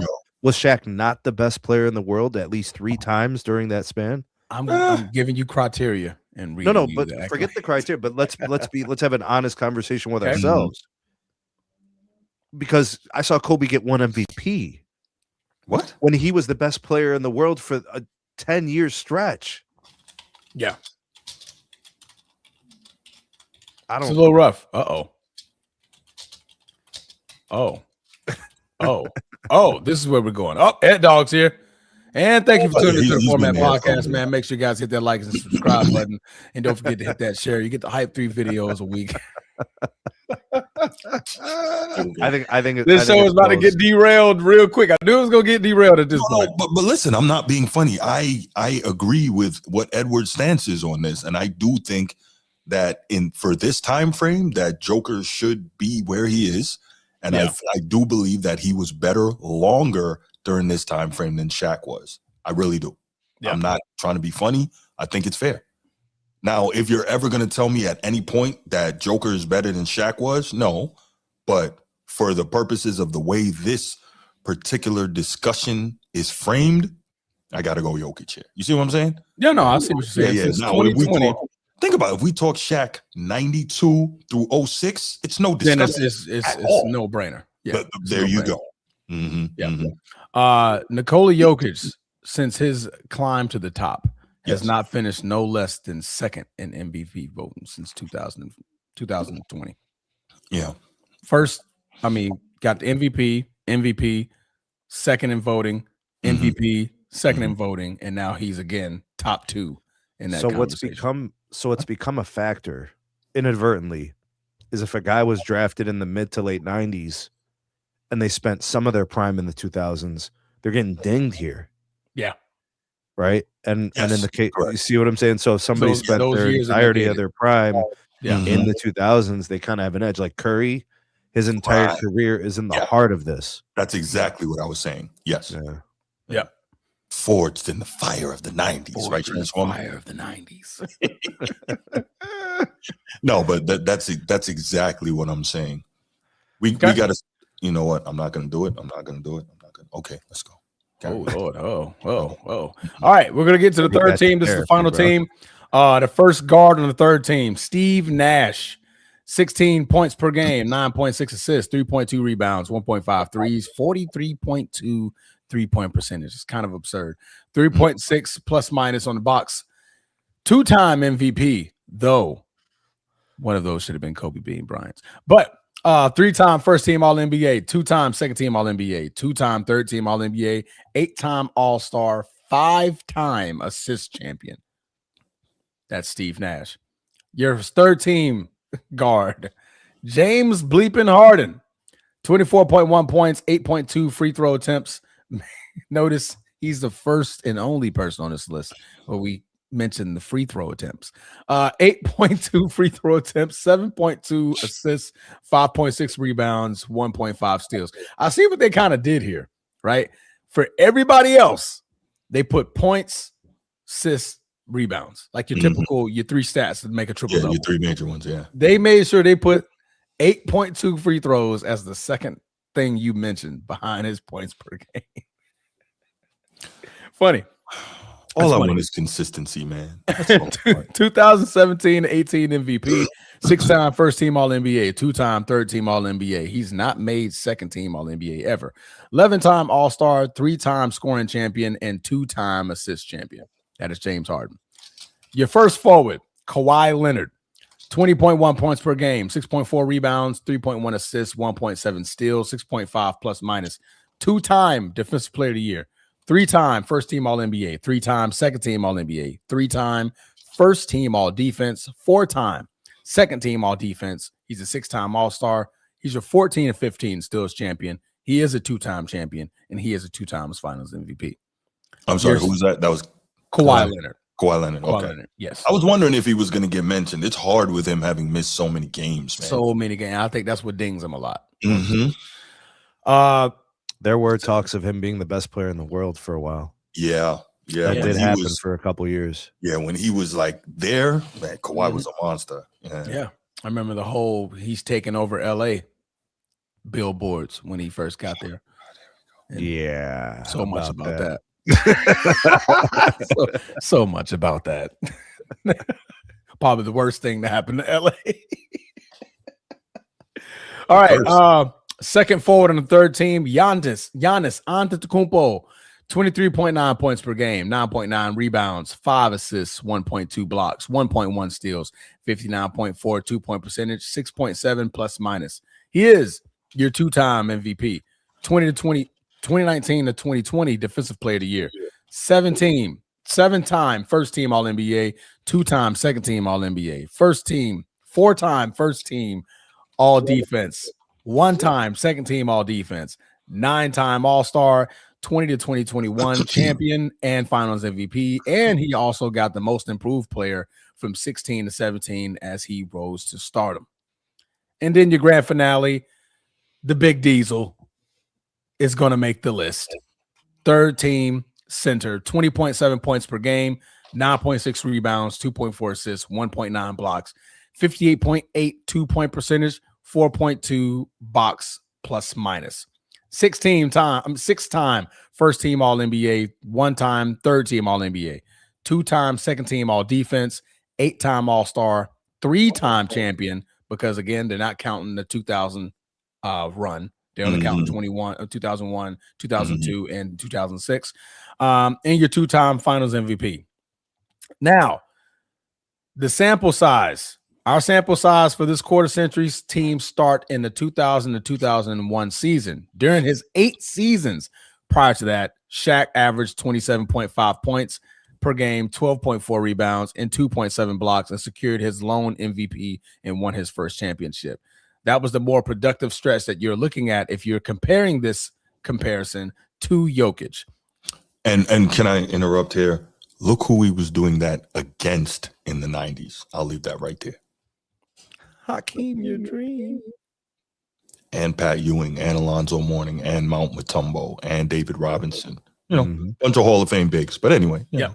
So that is your first team. That is your third team. So again, first guard, Steve Nash. Second guard, James Harden. First forward, Kawhi Leonard. Second forward, Giannis Antetokounmpo. Center, Shaquille O'Neal. Big Shaq Diesel. The Cactus. The Shactus. The big Shaq. The big Aristotle. Superman. Shaq Fu. Okay, quick question for y'all. Yep. What's it going to take for Giannis to pass KG? Another MVP in the finals run. He's got 2 MVPs, right? Yeah, he has 2. He's got 2 MVPs already. He's got Defensive Player of the Year, right? 1 or 2? 1. Okay, 1 Defensive Player of the Year, so he's matched up with KG there. He's a much better scorer, although the era, we have to take that into account. But he is an elite. Well, he is considered an elite man-on defender. I'm not saying he should be ahead of him. I'm just curious to know, like, when you match them up, both playing the same position, kind of how do you do that? And that is interesting. Yeah, I just thought it was worth asking the question. That is interesting. Maybe the all defenses is where they give KG the nod. They like to Sneed's point earlier. He gave you both points and defense. So maybe another all team. I think if he wins another MVP or he wins another title and he's in Finals MVP, I think at that point he'll pass KG. They'll go ahead and give him that nod. Okay. Yeah. All right. So we get into the smaller accolades, and then we can go ahead and put a bow on this. The Best Shooter Award. I think that's pretty obvious. They're going to give that to Steph Curry. Of course. They're going to give that to Steph Curry. NBA players average 1.07 points per 3-point attempt, not counting free throws from 4-point plays. Curry averaged 1.27. That is a simplified wide margin. Honorable mention, Klay Thompson. Yep. Definitely honorable mention here. I think they mentioned him later on in this Ray Allen, honorable mention. There you go. Yeah. When you multiply the difference between Curry's average and the league's average by Curry's total attempts, you get a whopping 1,878.9 more points on Curry's attempts than exactly average shooter would have totaled. Damn. That's a big difference. The most impressive thing about Steph Curry is he did things at volume at a phenomenal percentage. Most people, you got to sacrifice the That's percentage made with the volume, right? You didn't really have to sacrifice that much with Curry. Yeah. It's crazy. Great shooter, He's but first- a big part of that is rules, man. I can't get past that. Big part. He's is first in all-time career free throw percentage at 91.1. Yes. Mhm. Insane. So Bruce is All right? basically saying they manufactured Curry's success. I didn't say that, but a big part is rules. Think about it. The freedom of movement. You can't chip him or bump him off the ball or it's a foul, right? Makes life a lot easier. Exactly. Yeah. No hand checking, no real. Because if you could really like defend him like a Gary Payton or a Mookie Blaylock or a Derek Harper would back in the day. Did you see what Matthew Dellavedova did to Steph in the finals in 2015? Dellavedova harassed him, hounded him, right? Because they're not going to blow the whistles that much in the finals. You know, So the question now becomes: if you got somebody that's really physically defending this dude for 3 quarters, are his legs still there to be pulling up for logo threes in the fourth? Like we got to think about all that stuff, and people don't. That's nothing. That's no. People are gonna say, "Oh, you just hating your old head and your wax." But there's guys on these lists, Bruce. Yeah, there's guys on these lists. A lot of this is simply regular season. That's true. You know, playoff performances don't really matter all that much because James Harden is on this list. True. You know what I'm saying? And he has done nothing in the playoffs. I mean, his averages, everything goes down every playoffs. Down. Okay. Yeah. They don't blow it. They don't. That whistle goes back in their pocket. All right. Best dunker. Now, here's another uncontroversial call. Vince Carter received all but 1 vote for best dunker since 2000. Aaron Gordon snagged the other. Right? Who the hell did that, bro? Vince Carter is your best dunker award. Now they say this is not just because of the 2000 slam dunk victory. You have to remember how good Vince Carter's in-game dunks were. Crazy. When he not to mention where he retired a player before he ever made the league on the USA team. Oh wow! For dunking over him, clearly over him. 72 jumped over my man. Yeah. He never rose to stardom. That dude was a center, wasn't he? Yes. He's He was German. like 7'2". He jumped clean over him. Over him. Over him. Like everybody's impressed by when Mac McClung like jumps over someone and pushes off the ball, and which is cool and that's fun. But like Vince Carter was like 6'7", jumping over 7-footers. Yeah, in game. If you see the photograph of the reverse angle from under the basket, KG is there like this, like. It's like, yo, and we know KG is a dude known for booming on people too, right? Yeah. So to see him make that face, we respect Vince Carter clearly. Yes, yeah. I think the players respect Vince Carter the most. They're like, this is what I wanted for myself, and I didn't have this. Yeah, you know, the Vince Carter is just a unique individual. The man, I got a problem with Vince because I think he could have been so much better than what he was. He was so physically gifted. Like, Bruce, shout out to Baltimore Bruce. He always says, God's not going to give you everything. Can you imagine if he had anything close to the Iverson or Kobe mindset with his physical tools? It would have been a dog. Beyond a dog. He would have been a wolf or whatever a lion, whatever. He would have destroyed everything in sight, but he didn't have that. He wasn't built that way. So, But yeah, that's your best dunker award. Best playmaker.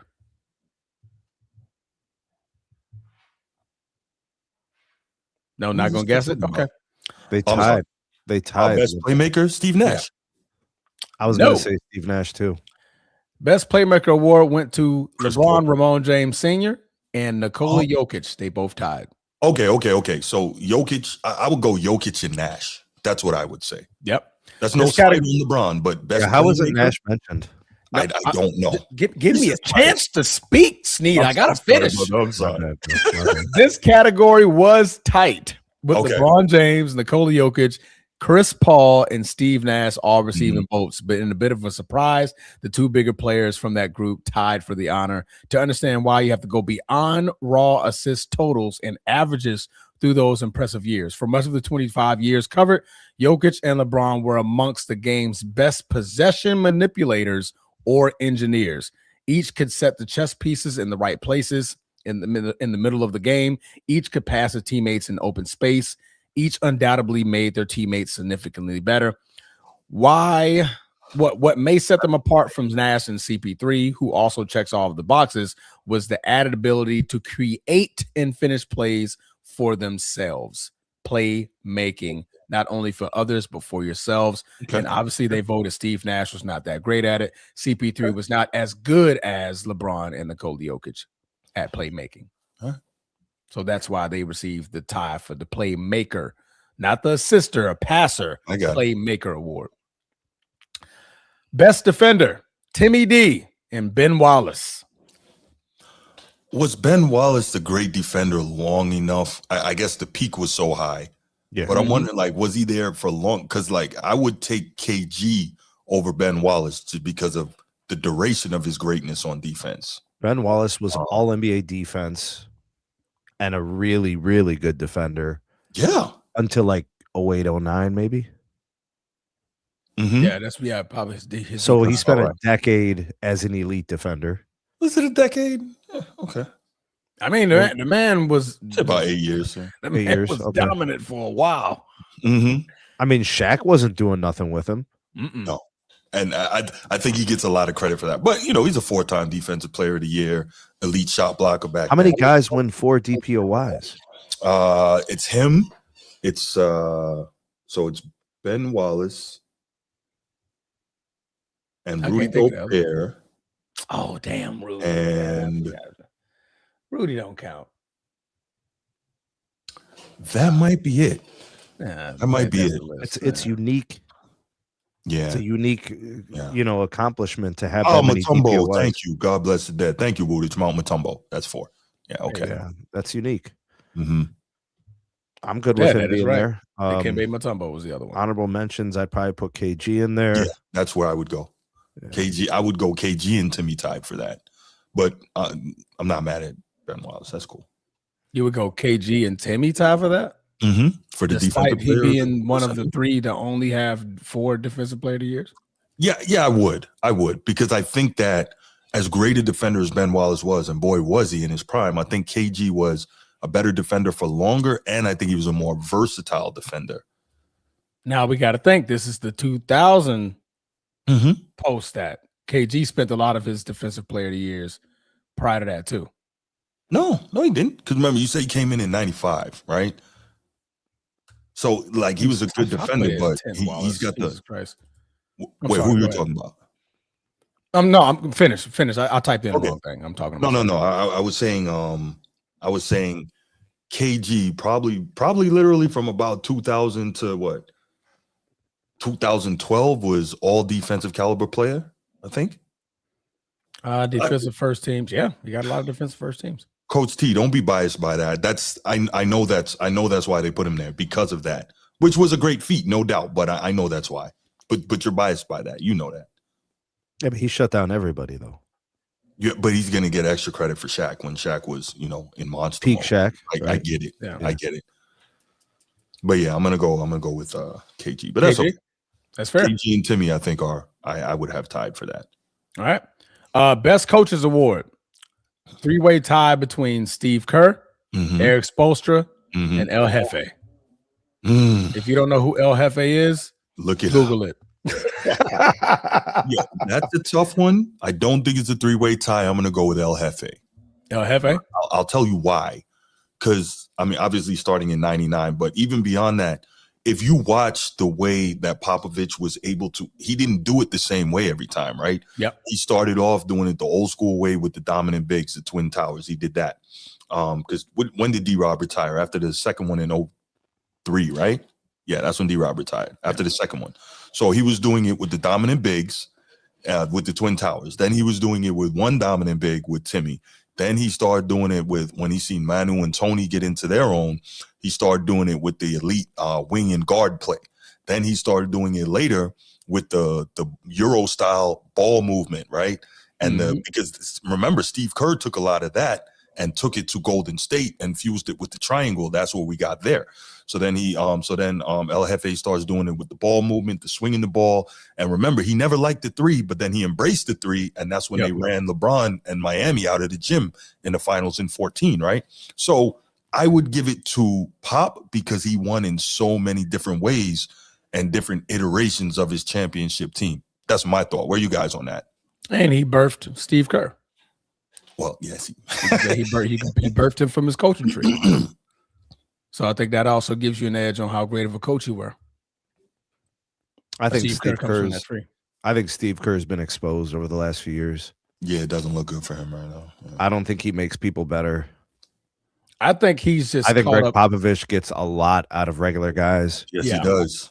Spoelstra 100% gets a lot out of regular guys. Derek White started with the Spurs. Yeah, I don't see the same thing in Kerr. Kerr, when he had everything perfect, produced. Yeah. But so did the guy from Toronto. Yeah. And so did the guy from Milwaukee. Yeah.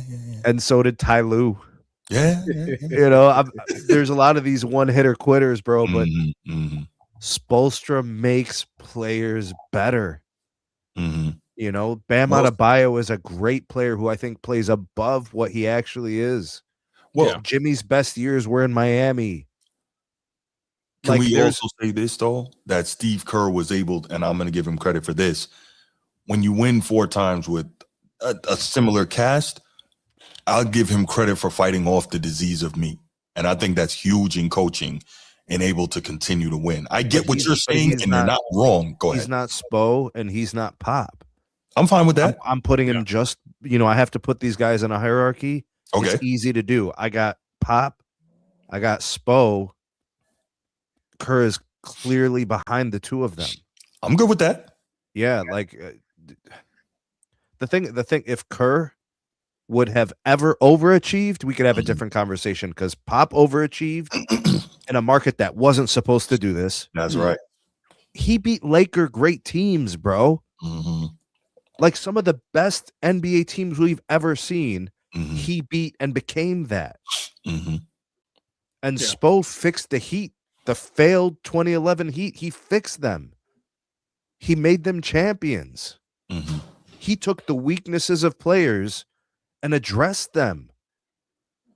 And then he made much credit do we give to Dwayne Wade for that? What do you mean? Because apparently the renounced move was that Dwayne Wade came to Eric and was like, "No, we're going to change this. We're going to play through LeBron."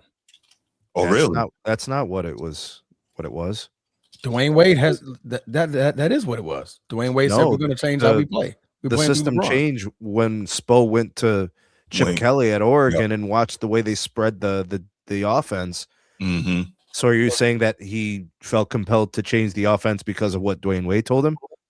Yes. Is that what you're saying? Okay. Yeah. It might be an amalgam of the two. It could be. Yeah, it could be both. But Dwayne Wade, I mean, that's they talk about that a lot. How Dwayne Wade was like, "No, we're gonna fix this by playing through LeBron." Like I can't be the guy. LeBron has to be the guy that we go through to win. Then that's when everything changed and they won the 2 straight. I'm not really gonna give Dwayne Wade credit for that personally, but I mean, if he sparked it, if that was kind of the origins, then that's important. So I think that, quick side note here, I think that D Wade did have something to do with that because I think he understood that if LeBron is not the unquestioned number 1 guy, he's not going to be able to play at his best. He's being wasted. D Wade was able to put his pride to the side and say, "Okay, cool," for the opportunity to. Wow, Steve. Whoa. Steve is crazy, bro. Right. I think D Wade was able to put his pride to the side and say, "Okay, for the pursuit of championships, let's do this." So that's what I think. So they did put it first, second, third team. So Kerr was going to be third team. Spoelstra's second team, and El Jefe is the first team. I think that's right. If they was to order it, they didn't order it in the title. They just put 3 names together. Okay, but when you read into it, it says how they labeled it. So it's not a tie. That's the first, second, third team. I don't know why they did it like that. That's weird. And then we get to the final. The best overall player. Believe it or not, 2 other players who receive votes in this category both have reasonable arguments for the crown. 2 of those names are one, Nikola Jokic has the best raw numbers. Yeah, Ed. Hold on. Jokic.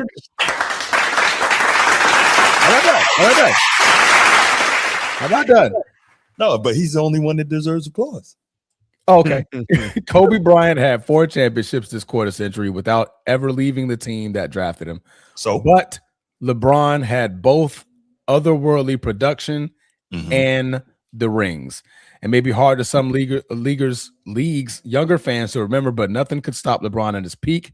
He had never seen a player LeBron's size move the way he did as he shifted into Miami career at the end of his career, end of Miami Heat era, and also became arguably the most skilled player in the league.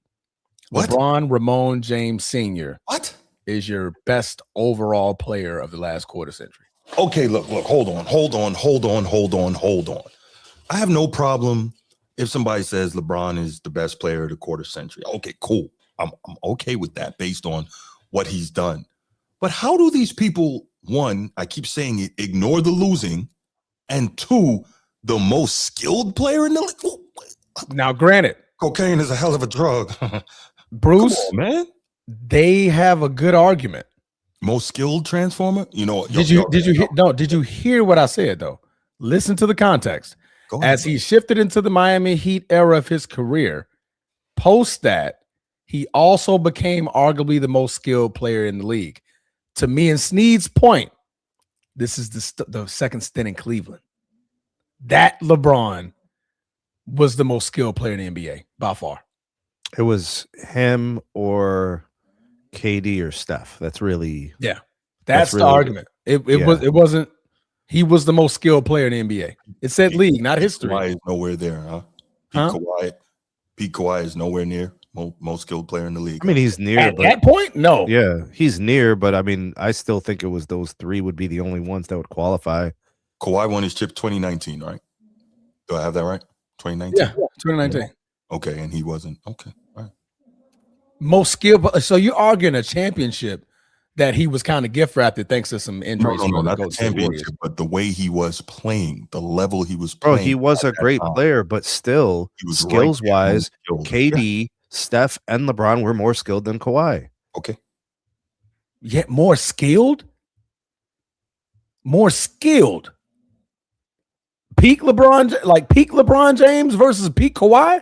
I'm taking peak LeBron 100 times out of 99. Give me an extra one. Peak LeBron? Right. I'm telling you, that 2018 year? That was crazy. It was nuts. And it was clearly his peak. It was freaking nuts.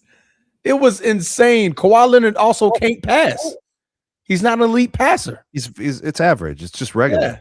Yeah, he's not an elite passer. Kawhi Leonard, yes, he was good.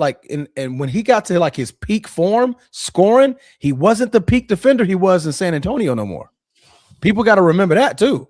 He was a fine defender. He was never a bad defender. He was never a bad defender, but he wasn't peak Kawhi. The Claw wasn't the same guy that was giving you 27 a game. Those are two different guys. LeBron, peak LeBron, was the most skilled guy. You couldn't do nothing to him. He was scoring 40, give you 12 rebounds, and give you 9 assists every time. Every time. Carried what's that boy's name? Kyrie Irving-less, and then eventually Kevin Love-less team to the finals. He still had to do that. Kawhi Leonard not doing that. Let's be bluntly clear. Kawhi Leonard's not doing that. Put Pete Kawhi on that Cavaliers team. He's not carrying them to the finals. Guarantee it. In that East, he might have. Nah. No. Atlanta's cooking them. Atlanta? Because he can't play make like that. You got to think LeBron was also the orchestrator. Kawhi Leonard. I mean, there were decent players on the Cavs, but I mean, they weren't great. But I think Kawhi could get to the finals with that Cavaliers team in that East.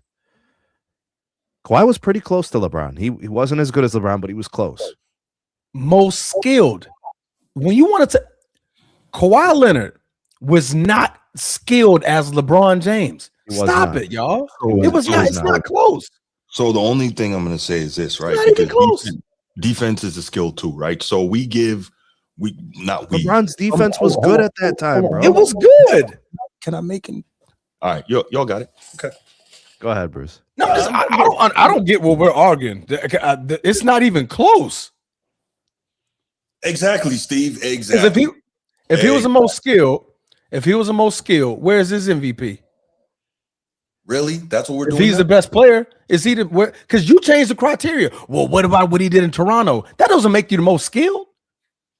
I'm not talking LeBron about did that shit for like 8 straight years, and we just hold on, man. Hold on. Toronto's in the East. Kawhi Leonard is a very skilled player. Great, absolutely. I'm not saying he's not.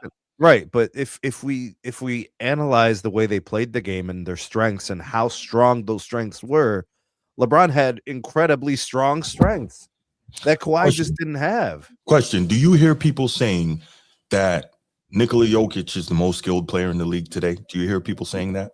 I do. Right. Yeah. Do you hear people saying, erroneously or not, that Nikola Jokic is the most skilled big man of all time? Do you hear people saying that?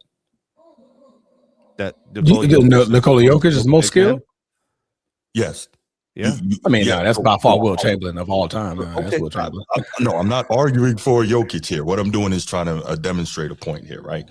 So we hear people say that about Jokic, even though he plays almost zero on the other side of the ball, right? I know. They say that because of the what he's doing that's so great offensively, it's able to bypass the fact that he doesn't do the defense, right?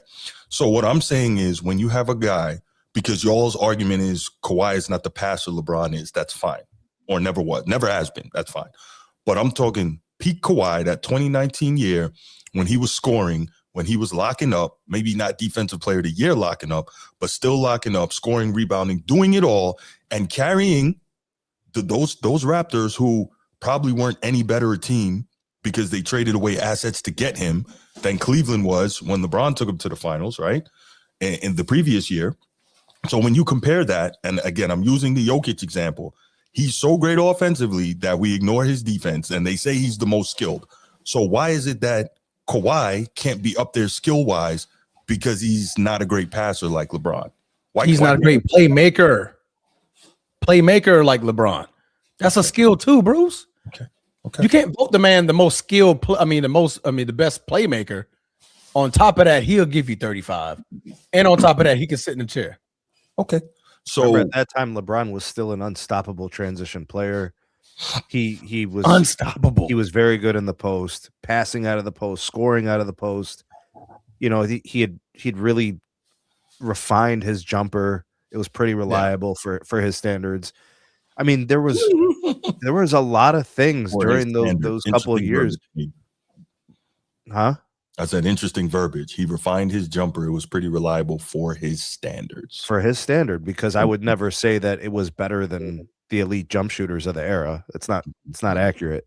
Okay. Yeah. But it's clear that was his peak, and it's clear that in his peak, he was the most skilled player of the era. The only arguments that you can make are Kevin Durant and Steph Curry. That's it. Kawhi's close, but no cigar. Yeah. I'll put him on second team. Absolutely. And that's why he was able to win a championship in Toronto, is because he was like that. Not this discussion, Steve. I agree. I agree with what Steve is saying here. So you agree that he's not more skilled? So you agree? No, I'm saying I don't have a problem with that. I have a problem with acting like it's so far out of bounds to make the argument. They're close. They're close. They're close, but it's LeBron. All right, let's go ahead and that's the definitive answer. It's LeBron. All right, you got any more to go through before we take a call? That was the end. That was a great. They go through like other like. By the way, best overall player of the last quarter quarter century was Bean. It wasn't LeBron. It was Bean. Yeah, it was Kobe. I'm good with that. We all know that. All right, let's take a couple calls, y'all. 904-219-8264. 904-219-8264. Listen, we're gonna take 2 calls on this and keep it moving because this topic ran kind of long. But Steve keeps bringing up the Latte West. This is crazy. I saw that. Yeah, it's crazy work. Yeah, give it a call, y'all. And when you call in, make sure it's get straight to your topic, and then we'll hang up and we'll answer you. That way we can keep the show moving. 904-219-8264. Yeah, shout out to Bean, bro.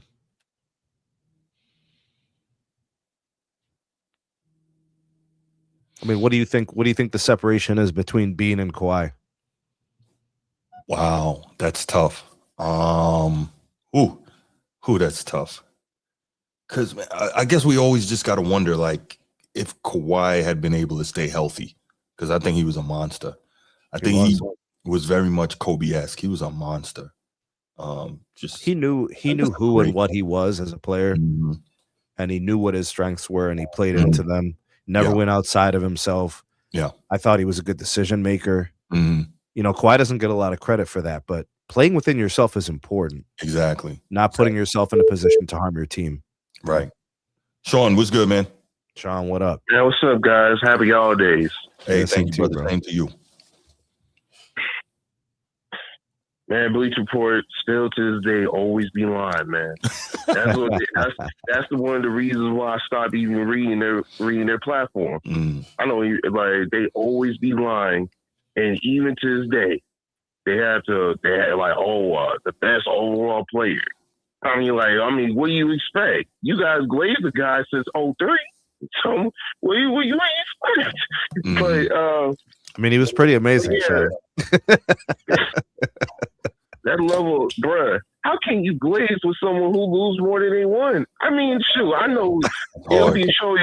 Shoot, I mean, I can't even be a show Otani or freaking Babe Ruth, but you guys glaze a guy who lose more than you won.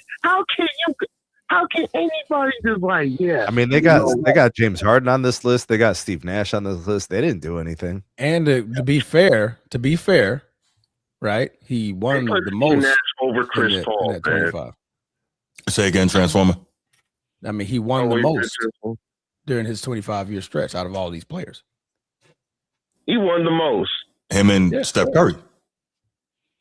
Well, Finals MVP. Right. He got the top of the mantle 4 times. Man, D-Wade, man, I hope that sacrifice is worth it. I know. Let me talk to you on that list, man. Listen. I try not to cook him, but you guys give me every reason to cook him. It's cook, like, bro. You guys. Don't say you guys. Okay, not you, Bruce. Not you, Bruce. You know what I mean? It's in you, and you, Sneed. Like, sometimes, you know what I mean, we can understand. But as far as, like, come on, really? But anyway, though, this list is absolute buffoonery. Like, as always, I mean, yeah, you know, you put Kobe, but it's more like about like, hey, you know, we have to put him so we don't want to get alienated by the fans. I think so. You know what I mean? You know what I mean? Our subscription numbers are way down, so we might have to give some Kobe love so people will come back to us. That's what it's all about. But you guys put Steve Nash over Chris Paul as like Steve Nash is our first. Chris Paul was over Steve Nash. No, Chris Paul was over Steve Nash. Steve Nash made 13. Yeah. But go ahead, land the plane for me, Sean. All I'm just gonna say is Bleacher Report, man. You guys are gonna lose numbers. You know what I mean? This whole level of glazing you guys have been doing for the past 20 years is absolutely disgusting. And yeah, you know what I mean? That's all I say about it. And also Kawhi in 2019 was a better two-way player than LeBron freaking James while they're playing the same freaking conference. That's all I got to say about that. Hey, I appreciate you, Sean. Have a good one, brother. Thanks for the call. To add more context to best overall. More context to best overall. LeBron has averaged 20 points per game for 23 consecutive years. Very impressive. When you want to talk about overall, there's no decline of less than 20 points per game for 23 out of the 25 years. Yeah, there's a little more to that though. We can't just do that, Bruce. We can't just do that. There's more to that. No, there is. That's dominance, bro. I'm not saying it's not, but there's more to it. Real quick, this is what I forgot to mention. Is that I find it very interesting. You put Kobe on there as your shooting guard for your all quarter century team, but somehow still keep him out of the top 10 in that in that previous Bleacher Report ranking. That just goes to show they full of it and they play in the game. You put Steve Kerr over him. Yeah. Yeah, I mean, not like, Steve Kerr, Steph Curry. Like, stop that. Nino, what up, brother? What's going on, man? The list is decent. I really ain't got too much. Y'all know who's at number 1 and 2. Y'all can change them 2 out if y'all want. I got no problem with that. I mean, however y'all want to go about that. That's anybody with common sense about basketball know what that is. Now, Bruce, hey, I'm usually with you when it comes to this guy, man. And I know what you're saying about defense and all this here. I ain't gonna lie, man. He winning me, man. That boy Jokic is a. Hey, That's fine. Listen, Bruce. I don't know if I seen nothing like that on offense. Okay. I seen Bron, I seen KD, and I said, man, I ain't never seen nothing like these guys, you know. Over 6 we KD, Bron, just big and moving. Wemby and Jokic. I have a question for you, Nino.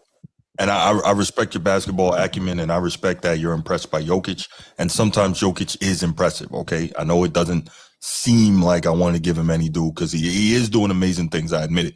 But let me ask you this.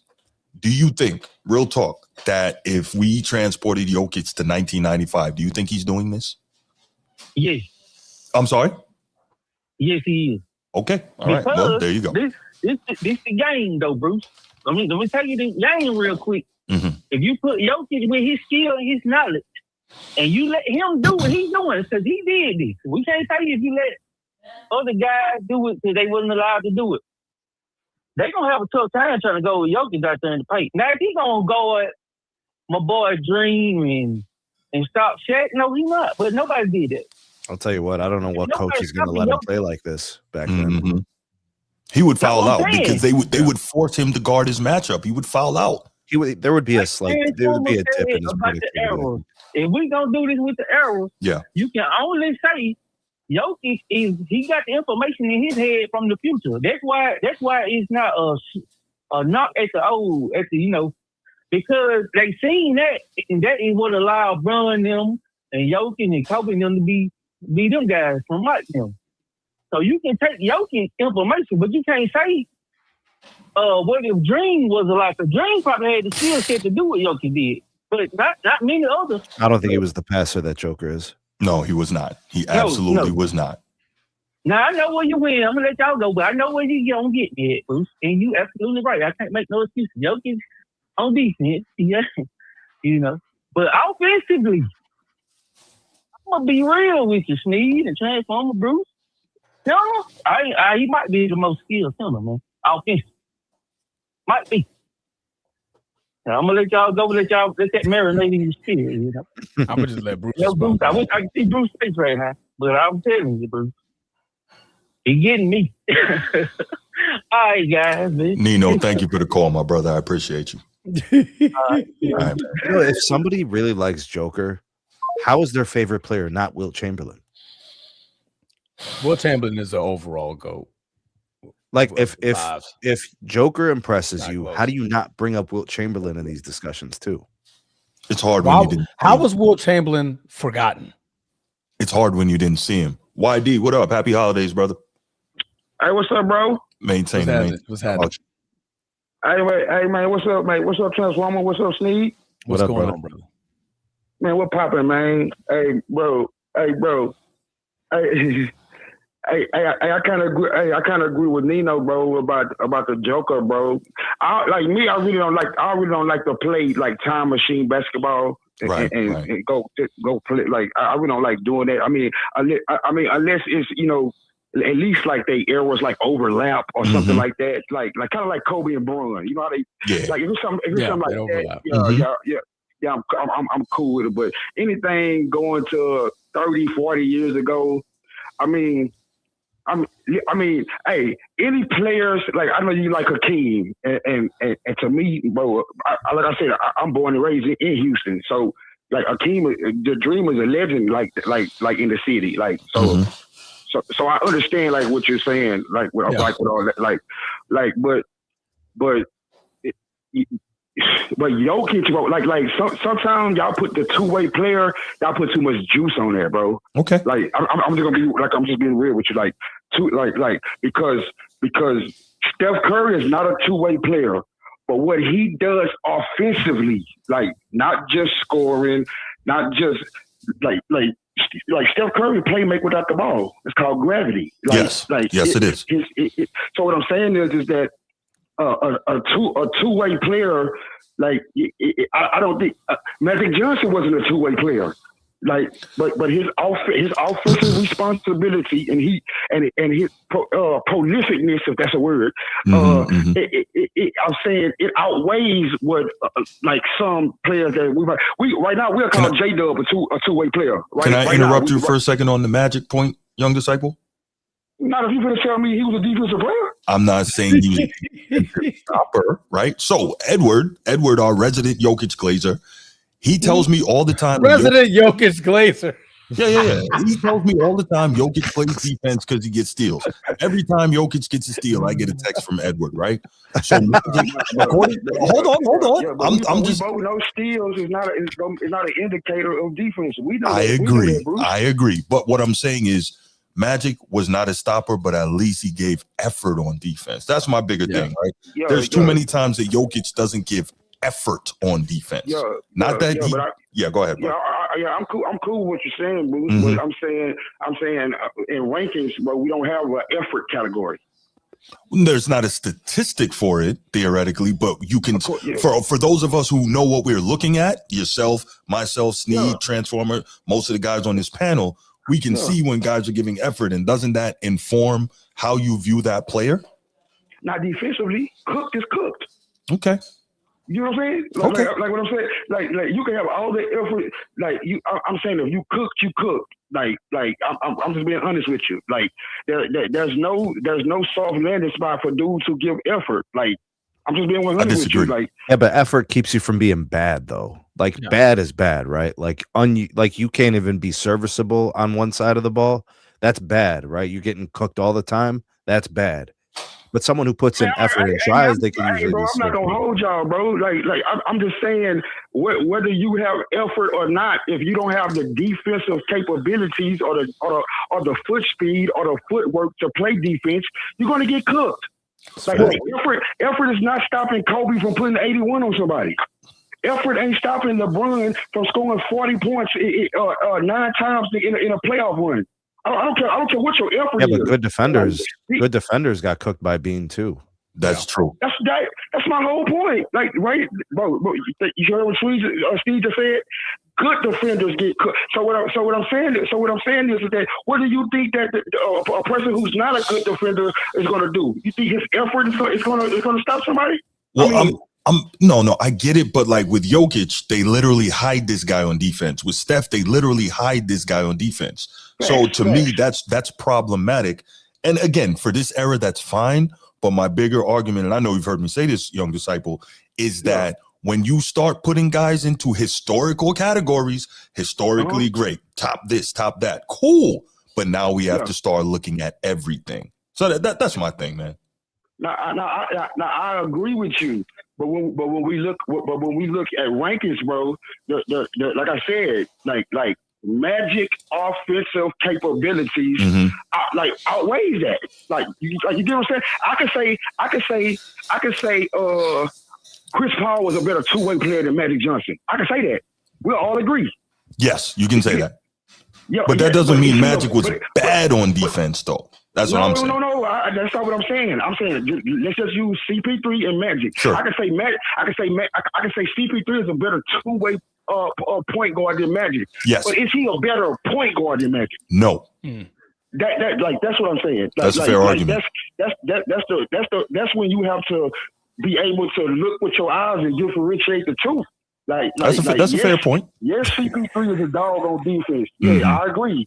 But would I take do I value him over Magic? No, I don't. Right. You know what I'm saying? Right. Like that's where I go with it. Hey, bro, and bro, y'all, like, hey, it's another thing, bro. Like, and hey, bro, and I'm feeling y'all, bro. Like I like the little change. I like how, like, you know what I'm saying? Like it's way different, bro, than when I used to call when I first came up on the show, bro. Like it's real different. Like I like that, bro. I like the change. Y'all keep bossing up. I like that for real. Hey, man, we appreciate that, brother. Hey, but bro, that's what I'm trying to say, bro. Like the Bleacher Report, okay, ever since 2000, that's what they're saying, right? Or 2001, that's what they're saying, right? Mm-hmm. Yes, 2001, correct. Mm-hmm. Okay. This is what I'm saying. I'm saying, because I feel like century teams, quarter century teams. I feel like all rankings, bro, is based off resumes. Like it ain't. I think so. How you look. It ain't how you look doing what you did. It ain't nothing. Skill set, nigga. All that to me, skill set is for GM that's about to draft a player. That's what skill set is like to me. Once you done playing, what your skill set was, it doesn't really like. Me, I don't take it like really into, because we will all say that David Robinson had a better skill set than Shaq. Like, yes. I think we would agree on that. Correct. Yes, but Shaq is the better player. Like, is what I'm saying. Like, so when it comes to like, because I hear what you're saying. I got LeBron number one. Like, we already know that for the quarter century. Yeah, I agree with you. Yes. So you agree with that? Yes. Yeah, he never disagreed with it. Yeah, I agree with that. He disagreed with the most skilled part. That's the part he disagreed. Yeah, that was the only part. But no, I agree that LeBron is the number one player of the past quarter century. Yes, listen, I'm not a fan, but I'm not stupid. You know what I'm saying? Hey, bro, you don't got LeBron in your top 10, so that's a Well, that's a whole different argument, man. Yeah. I got you, man. I got you. So who you think more skilled than LeBron? Well, listen, we could get into it. It's not so much that. I just think there were. I ain't no arguing with you, bro. I just want to hear your argument. No, I just thought there were arguments for it. Like when Transformer and Sneed were saying about 2018 LeBron being hands down the most skilled, and I was saying I felt like there was an argument for 2019 Kawhi. I felt like there was an argument for that. That doesn't make me right, but I think there's an argument for it. But when they say most skilled, aren't they talking about the 24 years? Or are they talking about who had the greatest skilled 1 year? No. The context of the conversation was the end of the Miami era, going into the Cleveland era. They consider LeBron the most skilled player in the league. Okay, that's what I'm saying. You kind of missing out. You missing the question a little bit, Bruce. They're not saying 1 year. Like, okay, and that's another thing, like what Transformer and Steve was trying to tell, because I agree with them, bro. Like, as far as I think LeBron is one of the most skilled players ever. Like, that's period, hands down. Like, but what they were saying, when they said it wasn't even close, like. The Raptors that year, Kyle Lowry, what Kyle Lowry and other what's the dude name? Van Fleet. Yeah, Van Fleet. Like what they were doing for the teams that LeBron was on. LeBron was doing what Kawhi did, and what Kawhi had to do, and what those point guards had to do. Like, you get what I'm saying?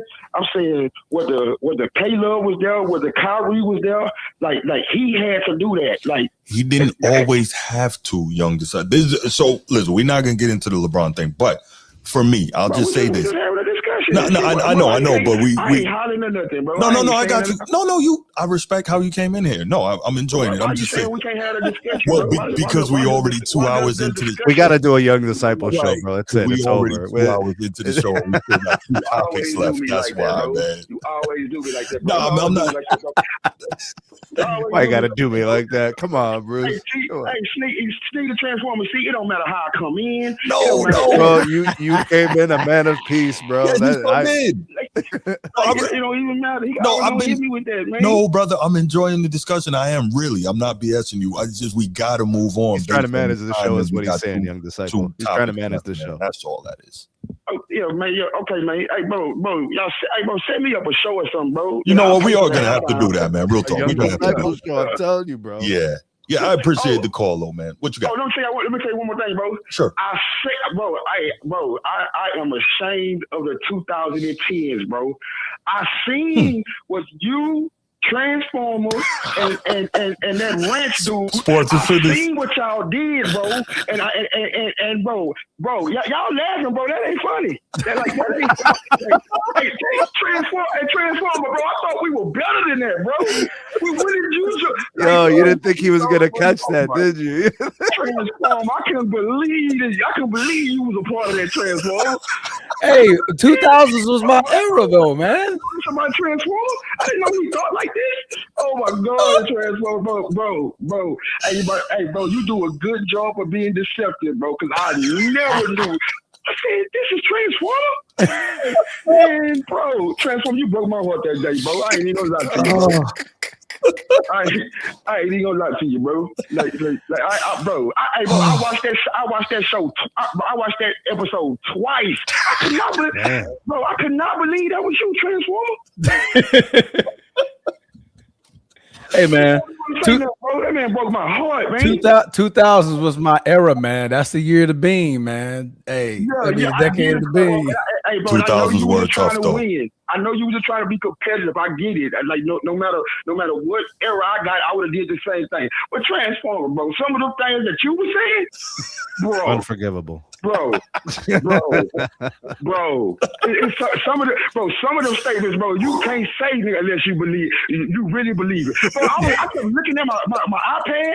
I'm making sure that's your voice when I'm hearing the statements. I'm like, bro, Transformer, bro, I ain't never heard that before. Transformer. Young Disciple said it was AI. LeBron, bro. I just couldn't believe it, bro. But I'm sorry, bro, taking up y'all time. I had to tell y'all that. But Transformer, bro, you wrong as hell, bro. You wrong as hell, bro.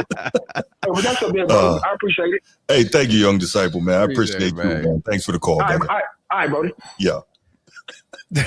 Yo, Young Disciple thought you was AI, bro. I couldn't believe it. Why you torturing us like that? Great call from Young Disciple and some great points as well. Oh, man. All right, gentlemen, let's go ahead and let's move on. Sneed, this is you, man. Let's get it. The San Antonio Spurs, the OKC Thunder, have very recently kind of created something really fun in a rivalry. Yeah. A Western Conference rivalry between the two teams that are kind of sort of built the same way. They have star power. They have young cores to their rosters. They've built around players that they've drafted. They made a couple of acquisitions. I look at a guy like De'Aaron Fox for the Spurs. I look at a guy like, SGA for the Thunder. I look at Victor Wembanyama, right, the centerpiece of the Spurs franchise. I look at all these. I don't know. Would you just call it like they're like an alignment? If I look at the two teams, they're so similar in these ways. Right. Yeah, it's young players, it's young rosters. It's construction, it's building, and it's evolution of their team.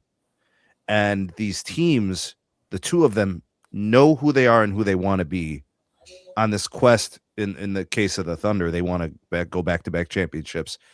The Spurs want to prove to the world that they belong, and they're ascending.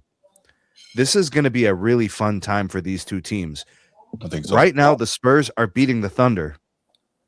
When everybody watched the Thunder win like 25 games in a row or win 25 games in 26 of them. Yeah. And then the Spurs come in and beat them twice in a week. Yeah. Right. And in a way that we don't typically see the Thunder be vulnerable, the Spurs make them vulnerable. And they do it with the way that the Thunder typically do to other teams. With defensive pressure, with execution, with defined roles from their players. And it's weird because we just saw the Thunder basically dominate the league with defense. Yeah. But they can't dominate the Spurs defensively like they do with other teams. No, they can't. So the question that everybody's asking is, do the Thunder have a Spurs problem? Is this a kryptonite situation where the Thunder can beat everybody, but they have now met their match right in the Spurs, because the Spurs have what we all perceive to be a cheat code in Victor Wembanyama, a kid who is still like 22 years old. Yeah, he's young. Young. We don't know what peak Victor Wembanyama is. And we're seeing the De'Aaron Fox thing kind of coming together, and we see the young players in Stephon Castle and Vassell and all these guys that are like having really good role performances. Mm-hmm. And the Thunder, they're set up like that. They have guys that come in and play roles. But the Spurs are doing it better when they play the Thunder. So I think what we're watching in front of our eyes, what we're watching unfold, is a Western Conference rivalry that's going to be around for the rest of this decade, because the Thunder aren't going to be breaking up anytime soon. Mm-hmm. No, the Spurs are such a young team. They're just starting their journey together. Like, we're talking about several years that these teams are going to be going at it. Yeah. I think, and I don't want to overreact, but I think Mike Daigneault, the coach of the Thunder, realizes he has a Spurs problem because they are definitively winning these matchups. Mm-hmm. The Thunder can't win the way they want to right now against the Spurs. Right. The way they typically win with like Lou Dort, Alex Caruso, they do this very tough, hard-nosed defense. It doesn't necessarily work. It's not working that well against the Thunder. So what I'm seeing in front of us, I don't know what you guys see, but there's probably some doubt in Mike Daigneault, the coach of the Thunder, that they can beat the Spurs the way they've been beating everybody else. Mm-hmm. I mean, so 3 defeats would do that to you. Right. Right. In a week. Yeah. So here's a question for you. Before we get into some more of that particular matchup, Sneed, I would ask you, do you believe that this is more about scheme and execution, or more about roster construction? Or obviously it's both, right? But if you had to give each a percentage, where do you think that lands? Because I think that's huge. Like, are the Spurs doing something schematically that give the Thunder extra trouble that other teams can't do? Or is it a function of the way the team is built to physically match up with the Thunder is just beneficial to this particular rivalry? You won't know until they play a 7-game series in the playoffs. Okay. The answer to that. Like, if I had to lean one way, I'd say 60-40. 60% personnel, 40% scheme.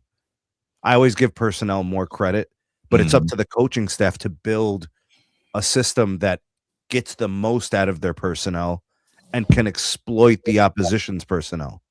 See, it's always those two things. So I'm leaning towards Wemby being a real problem for the Thunder, because I don't think Chet can deal with Wemby. No, he can't. I don't think anybody can deal with Wemby. It's even when he's not on the floor, though. Exactly. Spurs play extremely well against him. And it's funny because the Spurs have a young, athletic, explosive backcourt that, again, matches up extremely well with what the Thunder wants to do. So the Thunder are not able to necessarily get out, and deadleg the Spurs the way they do a lot of other teams. Okay. I'll put it to you like this, Bruce. Do you remember last year in the playoffs how the Thunder went 7 games with a bunch of teams? Yeah, sure. Do you know what gave the Thunder hell? Transition. There is no such thing as an NBA team. I don't care how good they are defensively. Every NBA team is vulnerable in transition.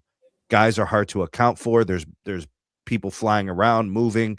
Nobody can match up. You got to pick up whoever. Mismatches happen. Space happens. Transition is a problem. The Lakers suck in the half-court defense. Absolutely. But their transition defense is really bad. Nobody can get picked up. You got a bunch of open threes in transition. That's just an example. Transition kills every team. Even the Thunder get hurt in transition, and the Spurs can move.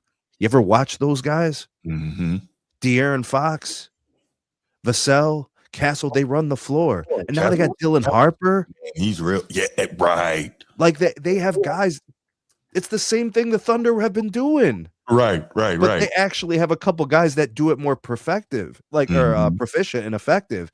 So when I look at, like, the OKC Thunder, they go on scoring droughts sometimes where they can't get a shot. Right. That doesn't really happen to the Spurs, bro.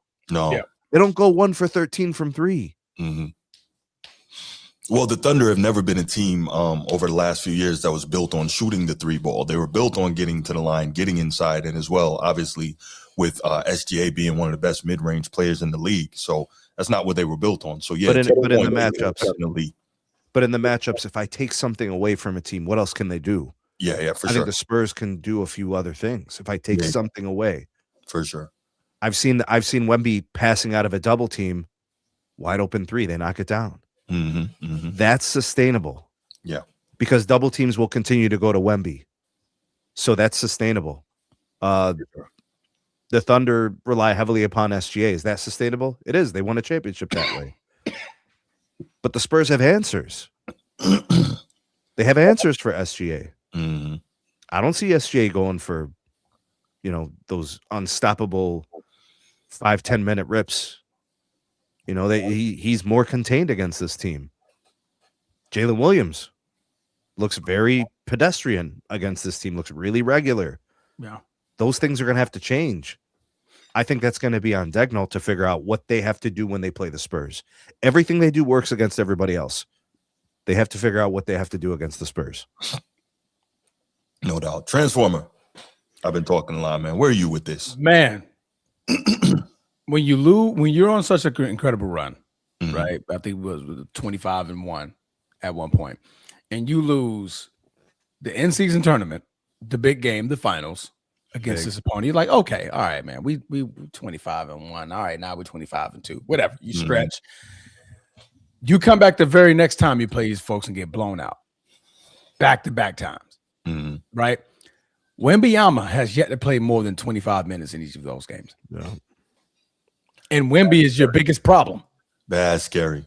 That's the more crucial part, that you don't have enough talent, or your scheme isn't good enough to not only factor the fact that this man has only played 25, 23, 20 minutes respectively in all the 3 wins, but we can't do stuff when he is on the floor, period. Right. So when we get to a series, now he's playing 33, 34, 35 minutes. We have a serious issue.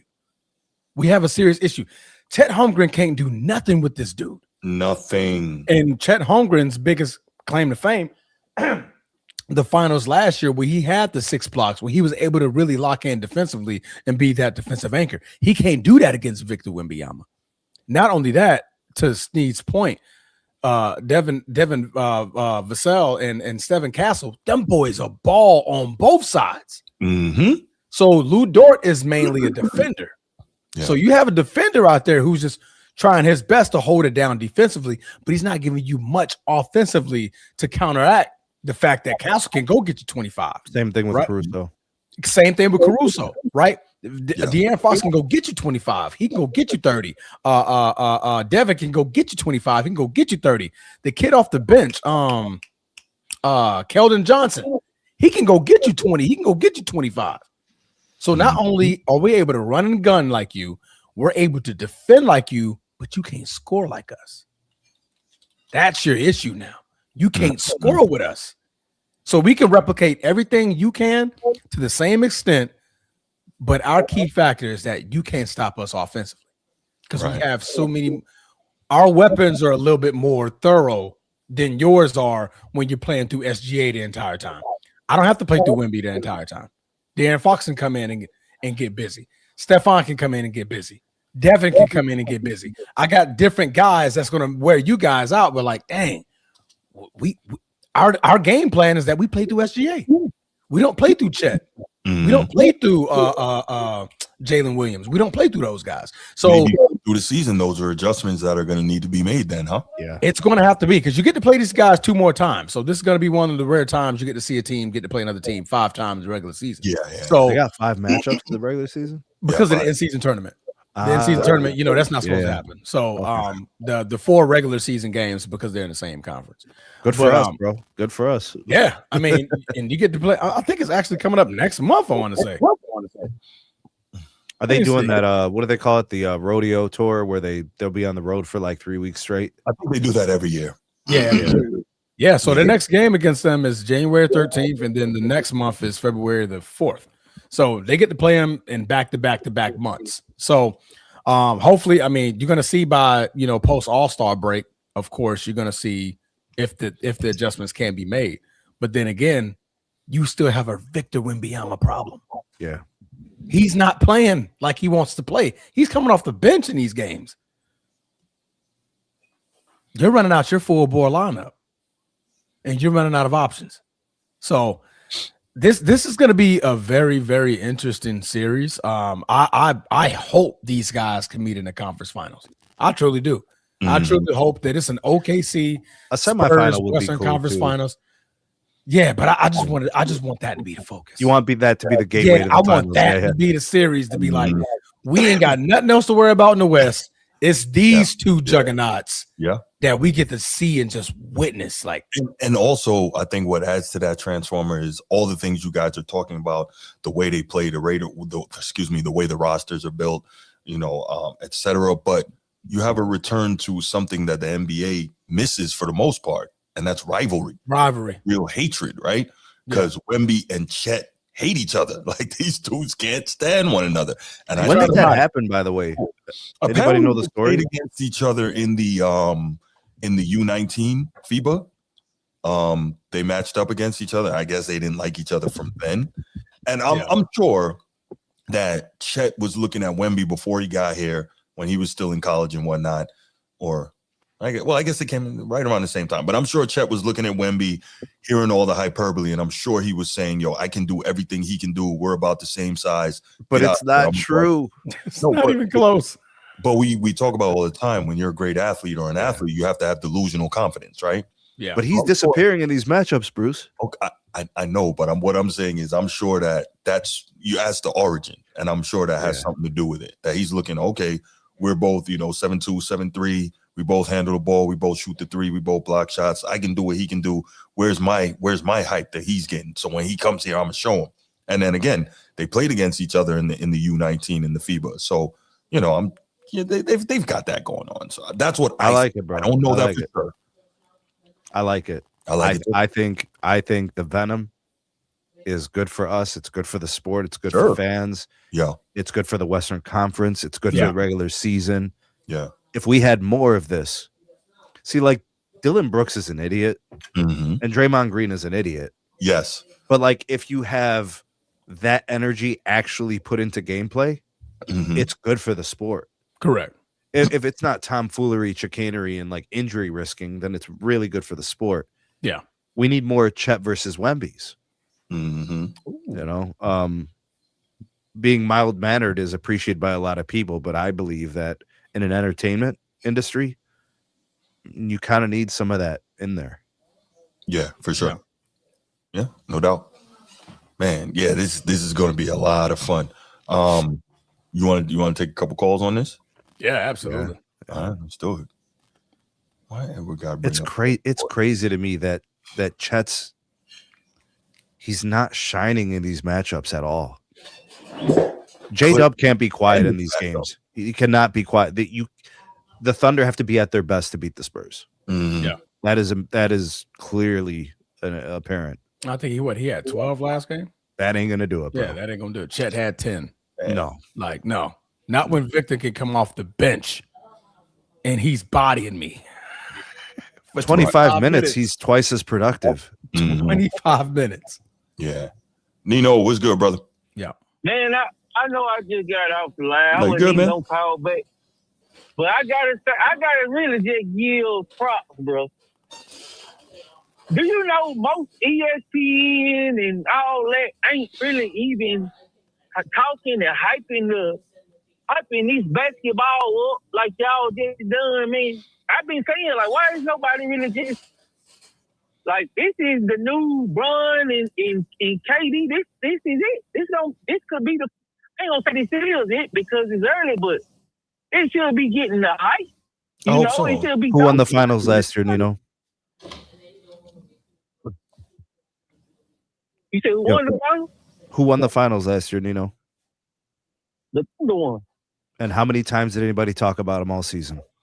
That's the point I'm getting to. The basketball. Ain't nobody really talking about. I've been telling Bruce and Transformer them this for about at least a year now. Yo. That Charles Barkley is part of the issue. And we put y'all three on ESPN or what is it, whatever that is. TNT. And y'all got this type of TNT, y'all got this type of dialogue, that'll push the game. Because I'm ready to watch these guys play again, man.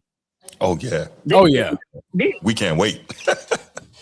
The network, they still talking about Bron and KD and Steph. And you can talk about those guys, but talk about this juice. Yeah. In the same manner. Absolutely. And, I think like this is going to be one of the best matchups in the postseason, if not the best matchup. We're getting quality games in the regular season. Do you know how good this is going to be in the playoffs? Absolutely. You know how good it's going to be when the Super Bowl is over? Oh yeah. Hey, I appreciate that, Nino. Thank you, brother. And all y'all put, and I would say every team, normally every great team got probably one team that's either built like them or could take them down. If you think about the Golden State with KD, it wasn't the Cavs, it was probably the Rockets.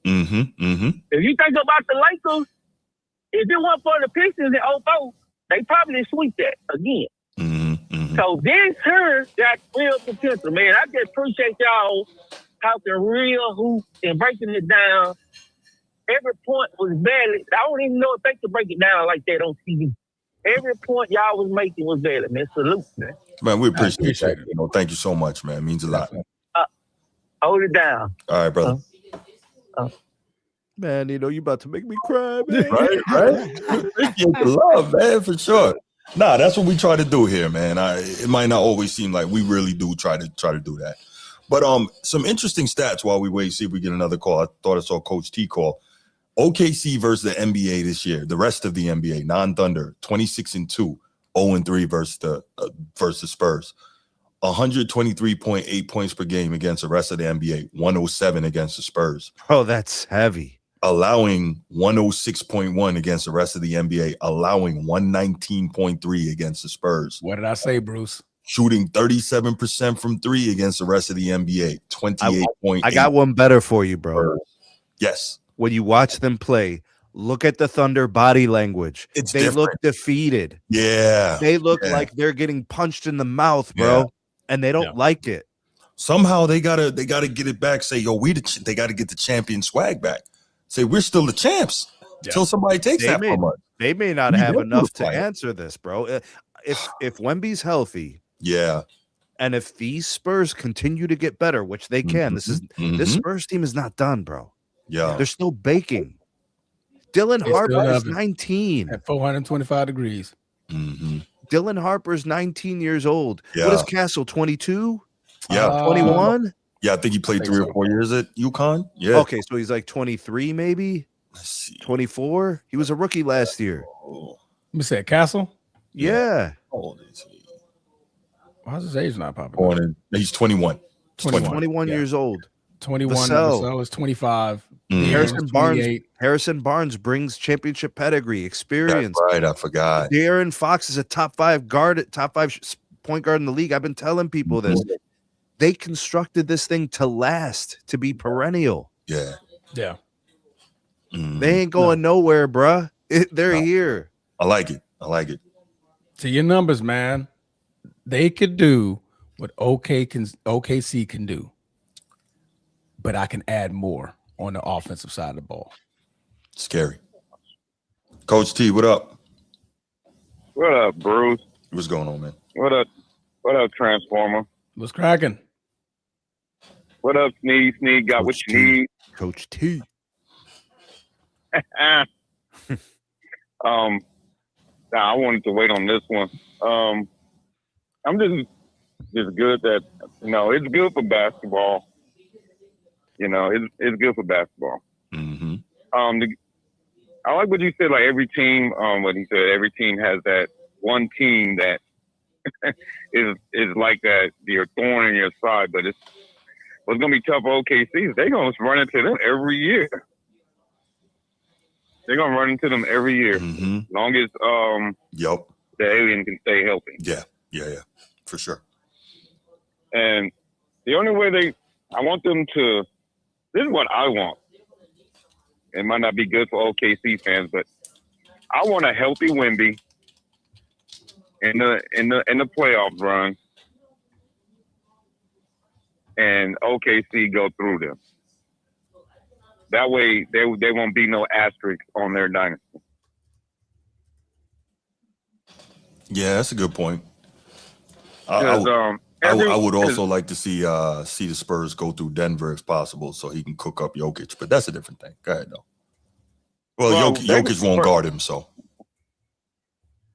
it's gonna be great. It's gonna is they're going to go back and forth. You know, they're going to be the ones that's going to stop their three-peat or stop their milestones. And you got to believe Wemby just has that mentality, though. We've seen it in the Olympics when he went up against the United States. Mm-hmm. He really, really, really wanted to beat us. Oh, yeah. So having a star player have that mentality is what the NBA needs. Yeah, for sure. He wants it back. To get back to the glory days. So I don't think they'll ever be able to get back to the glory days, Coach T, but they can get back to a good place. And I really think that's coming, pause, because these players that they have next gen, like the next up guys, I think they're different. I think they do want to compete, and I think they do want to go hard, pause, and they do want to defend, and I think they really try. So I like what we have coming down the pike. I don't know what happened. I don't know if it's an indictment of LeBron and his era, but I like what we're seeing. No, 2010, we got to fix what 2010 did. Not taking away from the positives. No, for sure. Those LeBron Steph matchups were good, was great for TV. Mm-hmm. You know, what he did against the East, conquering the East, you know, that was good. Mm-hmm. I just think the player empowerment era kind of took the luster from the NBA and took that competitiveness away. For sure. And turned a lot of people off, and they switched over to football. Mm-hmm. Because football, you're going to get that every day, even on the bad games. Yeah. Yeah. You're going to get that. You're going to get that competitiveness. Them guys don't care. Mm-hmm. Who your name is, who you were. What's the biggest thing they're saying football? I don't give a shit. Spike the ball. I mean, well, you know, drop the ball. Let's line up. Let's see who's better. Mm-hmm. Man up. You ever see that? You always ever see that? Oh, shaking hands after the game and jersey swaps in football. You hardly ever see that. Mm-hmm. They do it a lot, though. They just don't put it on TV. They do it a lot in the NFL. You don't see it a lot. Yeah. They don't televise it a lot, but you hear a lot after the games. You know, they'll talk like, "Hey, I get that. Let me get that jersey." Yeah, they do it a lot. Yeah, you don't. It's good to you know, go up against somebody that you watch growing up, and you get to line up against them. Man, that's a plus. But Wemby's gonna be that dude. I know I've been saying it a lot. I'm not glazing him. Mm-hmm. He's gonna be that. He's gonna be that dude. Him, Jokic, SGA. I think the NBA is in a good place. We got Cooper Flag coming up if he can live up to his name. That's coming up, and then you got this guy AJ coming up from college. Looks like he got potential to make some noise in the league. So I can't pronounce his last name, so I'm just gonna call him AJ. I think y'all know who I'm talking about. Oh, the kid from BYU, yeah. Yeah, he's gonna make some noise in the league. Okay. So yeah, the Boozer twins look like they're gonna. Well, at least one of them. Gonna look like they can make some noise. So the game's in a good place, but this rivalry right here is what's going to start the trajectory of the NBA climbing back up. And I need my Barkleys. I need our OGs to stop bashing the product. Is it bashing the product or telling the truth? It don't matter. You gotta stop bashing the product. All right. Okay. You didn't answer my question at all, but okay. It don't matter if it's the truth or not. You just gotta Why stop not? bashing Since the product. Since when does the truth not matter? Oh, here we go, Bruce. Stop doing that, bro. I know why you don't like me telling the truth, but okay. All right. Okay. Transformer. Yo. You're the only unbiased person on this panel. Wow. Besides, you're the only unbiased person on this panel. Yeah. Let's say if you were an iPhone fan, right? Mm-hmm. You love iPhone. But if all the people that bought the OG iPhones get on there and bash the product every single year, eventually it's gonna make you want to get an Android. Yeah, like maybe iPhone ain't the shit. Maybe I should try Android for a year. Yeah. Yeah. I mean, that's my point. It Yeah, don't if I matter hear if negative reviews constantly, I'll go to the other product. Yeah. yeah, I'm going to try the other product. Yeah. So that's what I'm saying. Like maybe the OGs need to stop with all the with bashing the product. Mm-hmm. So Because you should stop telling the truth. Got it. Piece of weed. Here we go. Bruce, you remind me of that old dog that is stuck in his ways, bro. You remind me of. As long as nobody can say I'm lying, I'm good. As long as you can't say I'm lying, I really don't care. Because I know I tell the truth. That's what's important. Yeah, to an extent. No, not to. Okay, go ahead. To an extent. People don't like the truth. I get it. You can't handle the truth. Mm-hmm. Stop me when I'm telling lies. So we're gonna We revisit appreciate you, Coach T. about what? We're gonna revisit this conversation. What about 3 or 4 years when Wemby really gets into his prime? Yeah. No. When Bronny's takes over the league. Oh damn. Oh, here we go. Yeah. Well, as soon as LeBron retires, go on fire. as soon as LeBron Senior retires, all of the magic, the powers, they shift over to Bronny. He's gonna pass along Mjolnir 35. or whatever. Yeah. Oh shit. The You're not gonna do it in a Laker basketball uniform. got passed. Go ahead. What'd you say? You won't do it in a Laker uniform. Oh, I would hope so. Pass that juju on down. You know what they gonna do, bro? Come on now. Okay. This is not a Lakers show. This is not a Lakers show or man. topic. Don't get mad about the greatest friend. That's one thing you didn't say was the great. You didn't mention the greatest team in the last quarter century. You know it's been the LA Lakers. Which team? It definitely wouldn't have been Boston. Which Lakers season would you pick? Yeah, 2001. LA Lakers, 2001. bro. Okay. Yeah, 2001, without a shadow of a doubt. 15-1. I mean, swept everybody but Allen Iverson in his 43-point game. You know, other than that, barbecue for the rest of the 2009, 2000. Mine would be 2010 when we went out here and put foots in the Celtics. That's always the greatest. Yeah, that's what the Celtics was doing on defense. Yo, did Blue fall asleep again, bro? No, Blue louder than that. That's what KG did. That's what KG did in overtime in Game 7. He was snoring. Mm-hmm. Yo, best team was the 2016 Cavs, straight up. Man. Oh, the comeback? No, not going to trump 73-9. Not going to trump the 01 and 2010 Lakers. I don't care what you say, Sneak. Okay. We would have cooked them, bro. This is not the topic. This is not the topic. Go ahead, land your plane, bro. Shutting Shaq down. Kevin Love would have gave him 40. Oh, yeah. Okay. Yeah. Not the topic. 40 aspirin. Land the plane. Oh, you want me to land the plane? Yeah, land the plane. This is not the topic. Yeah. I'll say all the Leprechaun logo teams are trash. That's not part of the topic. That boo-boo green. Now flush that down the toilet.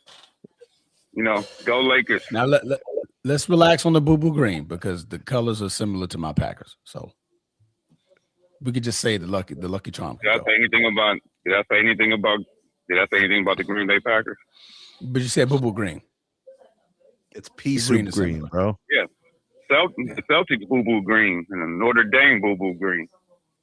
Got it. Okay. Come on, man. You're putting Bruce in the Great Depression, bro. Stop it. He's had the worst football season of his life. I'm just waiting for him to get done because he mad what happened to him recently. I'm just waiting for him. Oh, damn. I guess he's thinking that he's getting some type of. I missed that show. I need to watch that show. Yeah, it was good, bro. It was good. It was damn good. I need to watch that. Yeah. Grade A Michelin chef work going on over there. Nah, Cap. Hey, watch it. See for yourself. Bruce. His argument was all one-sided. He didn't take responsibility of Notre Dame's actions in that rivalry. Okay, not the topic. Land your plane, Coach T. Land your plane. You gotta watch my show. You gotta watch my show too, because you know. I at least in my argument with Steve, I at least talked on both sides. Bruce was just highlighting one side. I highlighted the truth, but okay. No, you highlighted one side. Partial truth. Sure. All right. You right. good? We'll talk later, Transformer, after you watch it. And if you say that Coach T, you a bone-faced lie, I'll accept it. All right, Transformer, because I know you know I'm biased. I appreciate it. Yeah, you take Coach T, you're full of shit. You're a bone-faced lie. I'll call in and say, Bruce, you were right. Transformer showed me the error of my ways, and I'll move on. Roger that. Let me know when you watch both of our episodes. Say less. All right, good. All right, Coach T. You stupid. I'm messing with it. I did that because Steve put it in the chat. I was like, oh, I know. I saw it. I gotta say it. That's my guy. Though. All right, y'all. Great topic here on the Spurs and Thunder. Let's go ahead and get to the last one and get out of here because, man, it's about to be. Oh, man, I need these Browns to do what I need. Okay, yeah, we got to get to that. Speaking of, let me Shador. Of needing it. Right. needing the Browns. Who needs the Browns to win? Oh, my bad, y'all. Who needs the Browns to win today over division rival Pittsburgh Steelers? None other than the Baltimore Ravens. And who is the star player, the best player for the Baltimore Ravens? None other than number 8, Lamar Jackson, the showstopper. Zay Flowers. And Zay Flowers. But specifically, though, Lamar Jackson, the showstopper, the most exciting, one of the most gifted, and easily a top 4 quarterback in this league for everything he's been able to accomplish, whether it's winning, whether it's setting the record books, so on and so forth. Lamar is that guy. Yeah. 2-time MVP, etc. Yeah. Okay, he better than I, but moving right along. As you can see from the title, is Lamar in trouble? What's the deal with his future in Baltimore? Is there a future in Baltimore?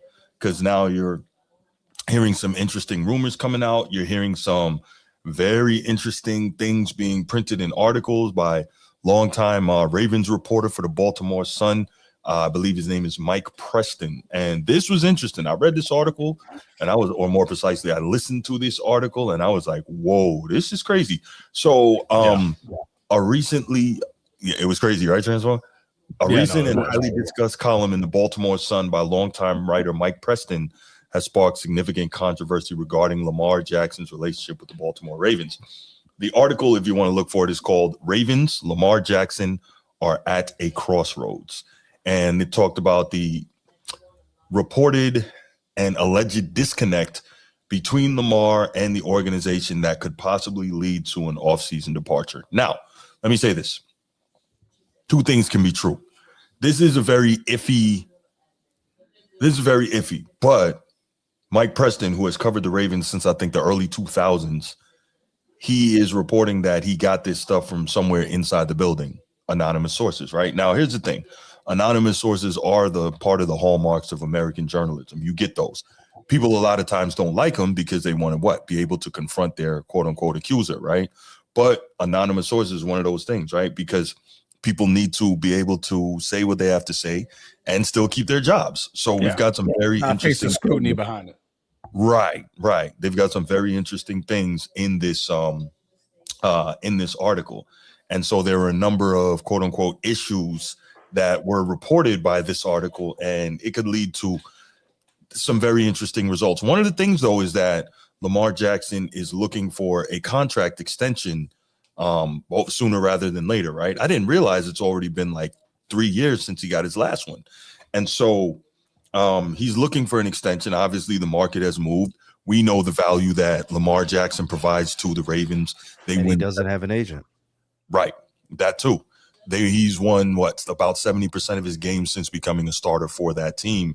But the biggest problem is, as I always annotate, because we got to be fair here, 3-5 in the postseason, numbers get demonstrably worse in terms of total turnovers, et cetera, right? Last season he played very well. He's had a couple of good games, but you're accurate in what you're saying. Pretty well. Yeah, I mean, I'm not saying he's never played well in the playoffs, but I mean, if we got to keep it a buck for the player that he is and the talent that he has, the level of his drop-off in the playoffs, to me, is very disturbing. Now, some people are going to argue, well, you know, he needs elite weapons. He needs a true number one. Zay Flowers shouldn't have to be a true number one. And while that is true, two things can be true. We have seen how destructive and how incredible Lamar Jackson can be year after year. We've seen that. But with that said, there's no excuse for having teams that were good enough to win the Super Bowl on multiple occasions and not even getting there to play in the game, right? Not necessarily not winning it, but not even getting there. Playing right? it. Only two-time MVP, never to have appeared in a Super Bowl. So, like, these are all things that are true, right? Completion percentage drops, touchdowns drop, interceptions increase, fumbles increase. Like, these are all things that will lose you games when your best player is not getting it done. Now, does the coaching staff hold responsibility in this? Absolutely. John Harbaugh, he's the main guy. He should not allow some of the stuff that goes on. And as a result, it's my speculation I don't have anything behind this, but it's my speculation, just being a fan and talking to other Ravens fans and kind of watching what we see. I don't think he's going to make it this offseason, right? I think it's just time for a change. OC Todd Monken, while he's done some good stuff, there have been games in the playoffs where it's like, you're not running the ball. Why? Right. And there were opportunities that they had to, win those games. And Todd Monken did not call a good game for the Ravens. So the coaching staff absolutely deserves some, I'm not going to say credit, but they deserve some criticism there as well. Right. So in this, before I get to the article, Transformer and Sneed, what do you guys think so far about kind of where I'm going with this?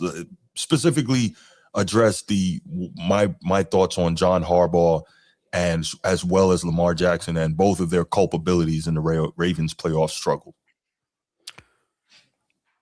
We all knew this job for Harbaugh was predicated on postseason success. The fact that he's not going to make the postseason, he's out of there. That's it. Still good. By 4 p.m. today, the Ravens will be out of the playoffs and he won't make the postseason. Sneed. Sorry, but the Browns suck, bro. The Browns are they're certified ass water, bro. What you mean? Damn, can I get a little help, Sneed? No, sir. Yeah. No, sir. Yeah. The fact he looked at Steve said, "What you looking at me for, bro? No help over here." I advocated very strongly that Notre Dame should have been in the playoff. I was with you, bro. I was absolutely with you. 100% behind you. This is a no-go, sir.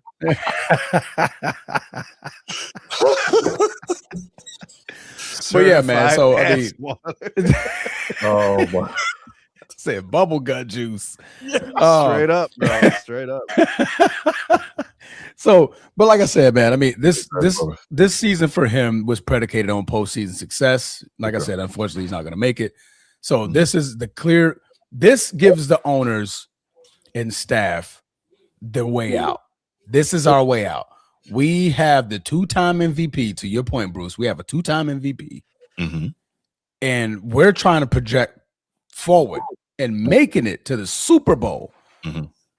We just took the biggest step backwards. Yeah. So now we're not even going to make the playoffs. Earlier this season, we were operating at a season low as far as our defense is concerned. Now, why are they losing games, Transformer? Just name it. Is John Harbaugh not culpable for some of these game collapses? Yeah, absolutely. Is Lamar Jackson's absence in these games a factor? Yes. Is the defense atrociously bad compared to the standard that was set before the start of the year? Absolutely. Yes. That's a lot going on there, bro. You lost your culture. The whole culture is gone. Yeah. Once you lose your culture, you lose your teammates, you lose your players. Once you lose the players, it's a wrap. This is finger pointing, Transformer. Yeah. Now they're finger pointing. Now they're saying it's Lamar. Yeah. But which contract would you want to cut? The Lamar contract or the John Harbaugh contract? You know what the answer is. Yeah, that Harbaugh's easier gone, one of the two. And it's not even close. It's the easier one of the two. Lamar's contract is heavy on the cap next year. But John is easy and to get and there's a version of this where this is a smear campaign to get his salary down. Now that I was going to get there. So let's go Bruce, to the comments of the article. Key issues reported by the Baltimore Sun. According to Mike Preston's report, Frustrations in Baltimore stem from Jackson's off-field habits and the team's handling of him. 1, declining work ethic and immaturity. This is really weird. The column alleges that Jackson has been staying up late nights playing video games and has fallen asleep during team meetings. Preston referred to him as an overgrown kid in an adult's body. Now, all right, let me say this. Kyler Murray 2.0. Yeah. So let me say this, right? Obviously, like I said, these reports got to be coming from somewhere inside the building, right? However, I don't like that the writer refers to him as an overgrown kid in an adult's body. Why? Why do I not like that? I'm not saying it's true. I'm not saying because it's questioning his character. Well, that, but also there's, and you guys know I don't generally go here, but there has been a history throughout this country to infantilize black men, right? To denigrate them by using language that terms them as children who needed to be guided or you can't think for themselves, etc. So I definitely don't like the language of overgrown kid in an adult's body. I didn't like that at all. But falling asleep during team meetings. Is Lamar Jackson the first great player to fall asleep during team meetings? Is he? Negative. Oh, okay. Just checking. You know, Negative. LT was notorious for that. And it was like, hey, he was also high off drugs. You're not going to do anything. I know, right? You're not going to do anything. He's like, yeah, we'll wake him up later. And I didn't see you all week, bro. Where you been? Where you been at? In the crack house, you know, as long as you're ready on Sunday. So then there are arguments of preferential treatments. The report claims that the Ravens have made a completely separate set of rules for Jackson, such as moving practice times from the morning to the heat of the afternoon to accommodate him. Once more, is he the first player ever that has gotten special treatment? Every great coach tells you, what is it? You treat everyone fair, but you don't treat everyone equal. The same. Yeah. Yeah. I mean, if you're at the end of the bench or you're, the 53rd guy, you're not getting treated the same as the star quarterback. That's just the nature of sports. It Correct. Is what it is. Steve, you idiot. Coach player friction. Preston asserts that head coach John Harbaugh has become tired of Jackson despite publicly praising him to avoid causing the quarterback to go into self-exile. So apparently when you criticize Lamar, this is the report, when you criticize him, he draws into himself. He's not very amicable. He doesn't deal with people. He just kind of goes into a shell, which, again, is very interesting because we've never heard any of this stuff before. But we'll get to that in a second. Because in fairness, John Harbaugh from the very beginning has been nothing but praiseful and complimentary of Lamar Jackson. Nothing but. Now, that said, we know that he loves Lamar Jackson for the specific reason that Lamar has saved his job many a season and made him tens of millions of dollars. He would have been out if not for Lamar. So he's always going to talk up Lamar. So I respect that. Finally, preparation concerns. The article suggests Jackson's physical breakdown this season, including hamstring and back injuries, may be linked to his training habits, noting that he often disappears after the first day of mandatory minicamps. The injury is based on minicamp? They're saying that they're concerned about his training habits. Noting that he often disappears after the first day of mandatory minicamps. So I'm like, I guess he just shows up to say, okay, I was here, I made the mandatory camp. So we're going to talk about this in December. We're going to talk about this in December. So not in September. And this is where we're going with this, Sneed. The real deal is this. And we've talked about this, guys, time and time again. If the Ravens at this point are 13-3, they're leading the division and they're fighting for the number 1 seed, we're not hearing about any of this. It's the fact that the Ravens are on the cusp of not making the playoffs for the first time in a while, and that they're struggling, and that Lamar has been struggling. Then that's why we're hearing this, right? We always hear in sports, winning is the best deodorant, right? A lot of ugly situations, dudes do. For instance, we're going to skip to college real quick. University of Georgia has had numerous athletes, get into issues with the Athens PD over the years, and they know. Go see Coach Smart, and Coach Smart, I read an article about this. He's got a guy that kind of covers it up and takes care of it, right? So when you're winning, you can get away with that stuff. Do you think that stuff is happening if Georgia's struggling on the field? Of course not, right? Yeah. When Baltimore is doing their thing, because I would imagine none of this stuff just started this season, if it's true. When they're winning on the field and they're making playoff runs and they're winning tons of games, you don't have to hear anything about this. But I think it's a confluence of the fact that, one, he wants this extension, and it's got to be big because he's going to be, he's up there with in terms of pushing the market for the next guy and the way it goes in the NFL, as you know. And then the fact that they're not winning, I think that's what all this is happening. So the crazy part is now we're hearing rumors of potential trades and potential landing spots, and that the Ravens might be willing to explore options, etc. Because somewhere, I don't know where they got it from. It's not ridiculous, but somewhere it was said that Lamar wouldn't mind being in Miami. Why? Because Tua's basically out of there, and obviously he's a South Florida guy, so he would love that. And then also they were saying like the Raiders would be a good spot for him because Tom Brady is reportedly, relatively infatuated with his greatness as a player. So I guess the next question is, one, do you guys think, to Snead's point, that this is a smear campaign because he wants more money and because the team is suffering? And do you also think, here's the question, if any of this is legit, would you consider the possibility of trading Lamar Jackson for a haul? No. How do you trade a guy after shitting on him for like the last 2 weeks? Because there's still teams that need quarterbacks, and he's still a 2-time MVP. But how does that process go? Winner. Why would you do it now at this moment after you've done this? I don't know, man. You sell high. Right. His value would be perceived as the lowest it is right now because now he's viewed as a malcontent and unserious. Mm-hmm. What was the verbiage, Bruce? It was infant over an overgrown kid and an infant. Overgrown kid in a grown man's body. Oh, yeah, thank you. Overgrown kid in a grown man's body. Yeah. Okay. So, they clearly want him at their price. That's what I'm thinking. Yeah, they clearly want, but at their price. So what they're trying to do is drive his value down. They know he doesn't have an agent. I think it's him and his mom, right? Yeah. Or whatever. They negotiate on their own behalf, right? So they're just trying to get over. Oh, shucks, game starting. They would love nothing more than to drive down his annual salary by $5 to $10 million a year. Mm-hmm. I can see it. Transform. Do that against a guy who's runner-up for MVP. Mm-hmm. They're gonna try whatever they can. Hard. Yeah. Here's the other thing: what they could use to not give him exactly what he's looking for money-wise is the fact that he's missed a lot of games over the last few years. Right? That I would assume that's not going to help either. Let's see. How long ago did Joe Burrow get paid? A couple years. 3 years. A couple years already. Okay. Yeah, it's been a few years. Okay. I'm about to say, if Joe gets paid, then Lamar better get paid too. Oh, that's a good point. Yeah. If Joe gets paid, I get paid. But the flowing hair, sir. The flowing hair. Well, he don't have the flowing hair. He got the gold hair. Stunner shades. His stuff is like Goldilocks. But no, man. The talk about trading Lamar, it's all noise. Because for the Ravens, it'll be a malpractice if you got rid of the quarterback before you got rid of the coach. Mm-hmm.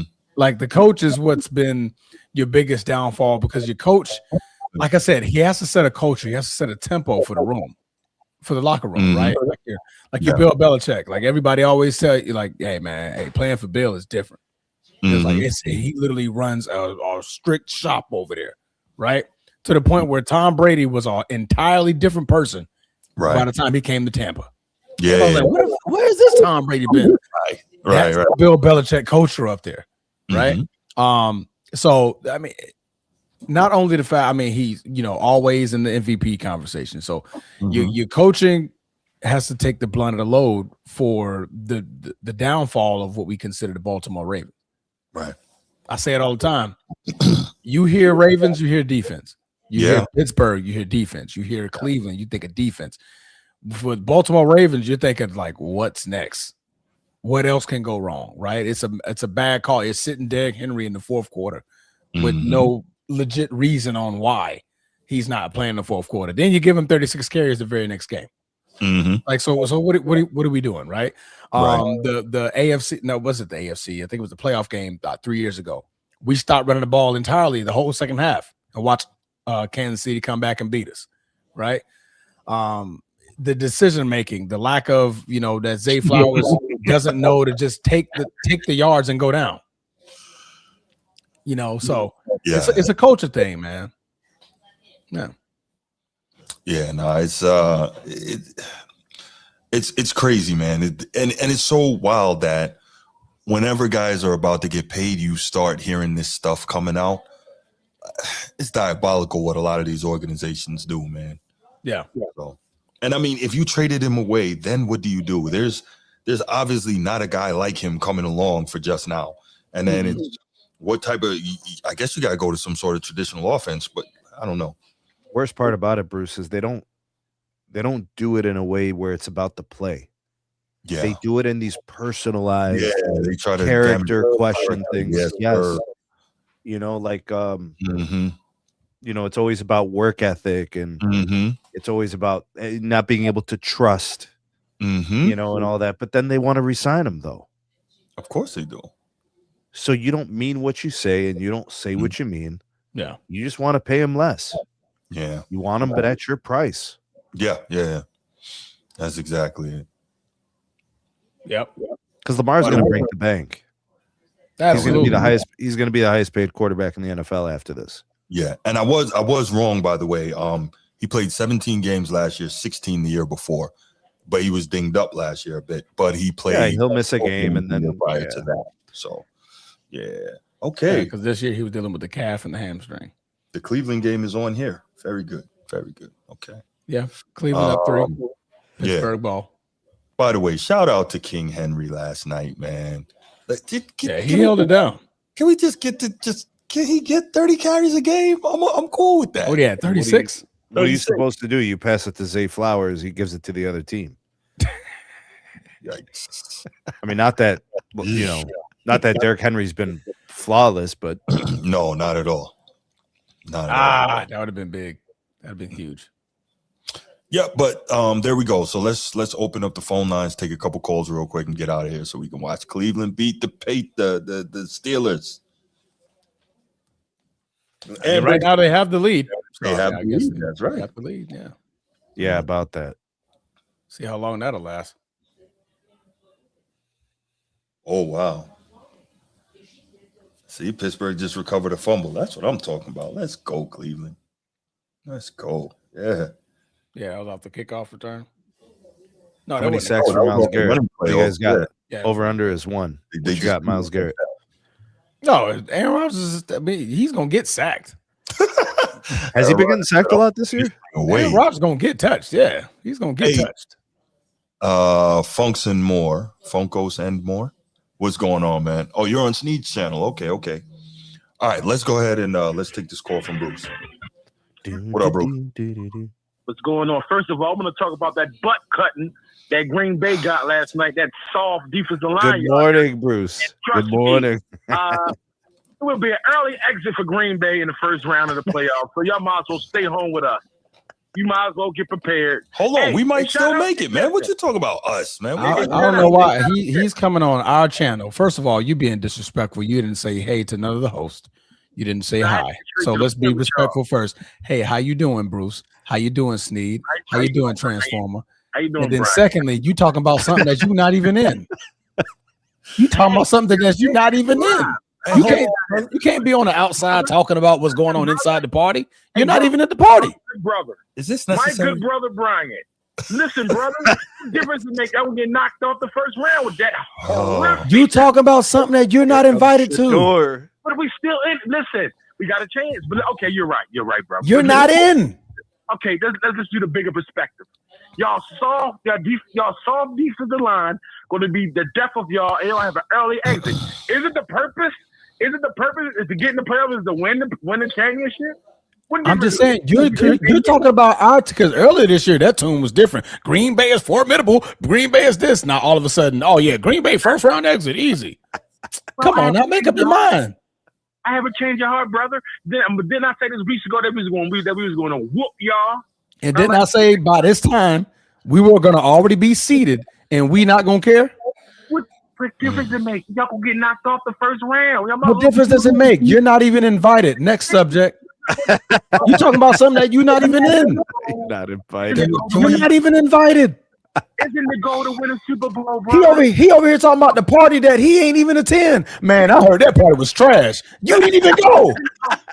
You didn't even go to the party. Super Bowl. You weren't invited. Oh, brother. You're the bum nerd that just sits in the corner and plays video games. Let the athletes be the athletes in the playoffs. You're right, brother. You're right, brother. Okay. Isn't the purpose to win the Super Bowl, brother? Not making the playoffs. You're talking about something that you're not involved in. What we doing? Secondly, okay, I'm gonna get off that. The brother Malik Willis, I'd like to give him his flowers. He improved tremendously from his Titan career. Tremendously. Mm-hmm. That brother might have paid his way into a new contract for a new team. He did. He did. He been playing like that all year. So it's not like this is just 2 years, Bruce. The last 2 years. Yeah. The brother has been improved dramatically. Yeah. And it's a good thing to see he's improved like wow. And okay, let's get to the point. Is Lamar in trouble? Nah, man. He got a no trade clause. This ain't nothing but a bunch of fluff coming out of Owens Mills, brother. I ain't even worrying about it, man. It's just, if anything, Harbaugh should be gone. If anything, that's got to be the first thing. That's the rumbling. There's a bunch of fluff, and he falling asleep in the meeting. What players that you could go throughout history and pick out players that done fell asleep in meetings? Shit. He's up playing games all night and playing Madden all night and all this junk. Man, it's bull crap. I think they're trying to sabotage him because he asking for more money. And they keep the reports are coming out that he's frustrated with the lack. How could I say the lack of contract negotiation, the extension. But other than that, man, Lamar's not going nowhere. He has a no trade clause. And shout out to Tyler Huntley. He played well last night, regardless of if we make the playoffs. Yeah. He looked really good in our system. So, is it that? Is better than Ty Simpson? Should we trade Lamar and just go full head on Huntley? That'd be stupid, but I don't think they would do that. They should draft Ty Simpson. You say what? Ty Simpson? Oh, absolutely. Yeah, they should draft Ty Simpson. Nah. Don't worry about Roll Tide. Roll Mother Tide. Let y'all boys go. But it was a bunch of fluff coming out of Owens Mills. Don't believe Mike Preston always coming up with these conspiracy theories and synopses and conclusions. He always come up with that. He's one of those guys who he's a satire. He's a satire editor at the Baltimore Ravens. But other than that, man, y'all boys have a great Sunday. And we whooped Green Bay last night, and it will be an early exit for Packerland. You better believe that. They will not go far in the playoffs. And guess what? You're not invited. Thank you for tuning in. You're going to be watching us from the couch. That's not necessary, brother. Have a good job on the couch, man. Have fun. Hopefully that popcorn's good. That Old Bay season on that popcorn is a good idea, by the way. Why do you have to be like that? Because he's coming at me. Bruce, he's coming at me. What are you talking about? Hey, man. Look, Ravens, man. Ravens flock here, man. I can't. They flocking at the couch. They flocking at the house. That's not cool, man. We get to go to the, it's called road to the playoffs. You ain't even in the same city. Hey, look, man. Look. We on the road. Look, Sneed's boys are going to get it done for us today. So leave me alone, man. Hey, Brian, you really put Old Bay on your popcorn, brother? No, I did. I mean, that was part of the video. I did put the Old Bay on the popcorn. It was pretty good. Hey, that's something new. Hey, man, y'all have a great Sunday, man. Hey, appreciate the call, Bruce. The second game going to be good, and the night's game going to be good. So who's the night's game? Who got the night game? And Chicago. Yeah. That is going to be a good game. Celeb, what up with Celeb? Yeah, for sure. Yeah. So your boys have a great Sunday, man. All right, brother. Thank you. You too, bro. All right, brother. Okay, Cleveland. Nice drive. All right, new thing, bro. Roll celeb. All right, y'all. We are gonna leave it right there, and we're gonna get out of here, and we're gonna go watch some football. All right, y'all. Everybody who was here, thank you. Everybody who was here, thank you for joining us. Hope you have a great day. Hope you enjoy your football Sunday. Transformer got 8 screens going right now. Y'all don't even know. I already know it. And we out. Peace.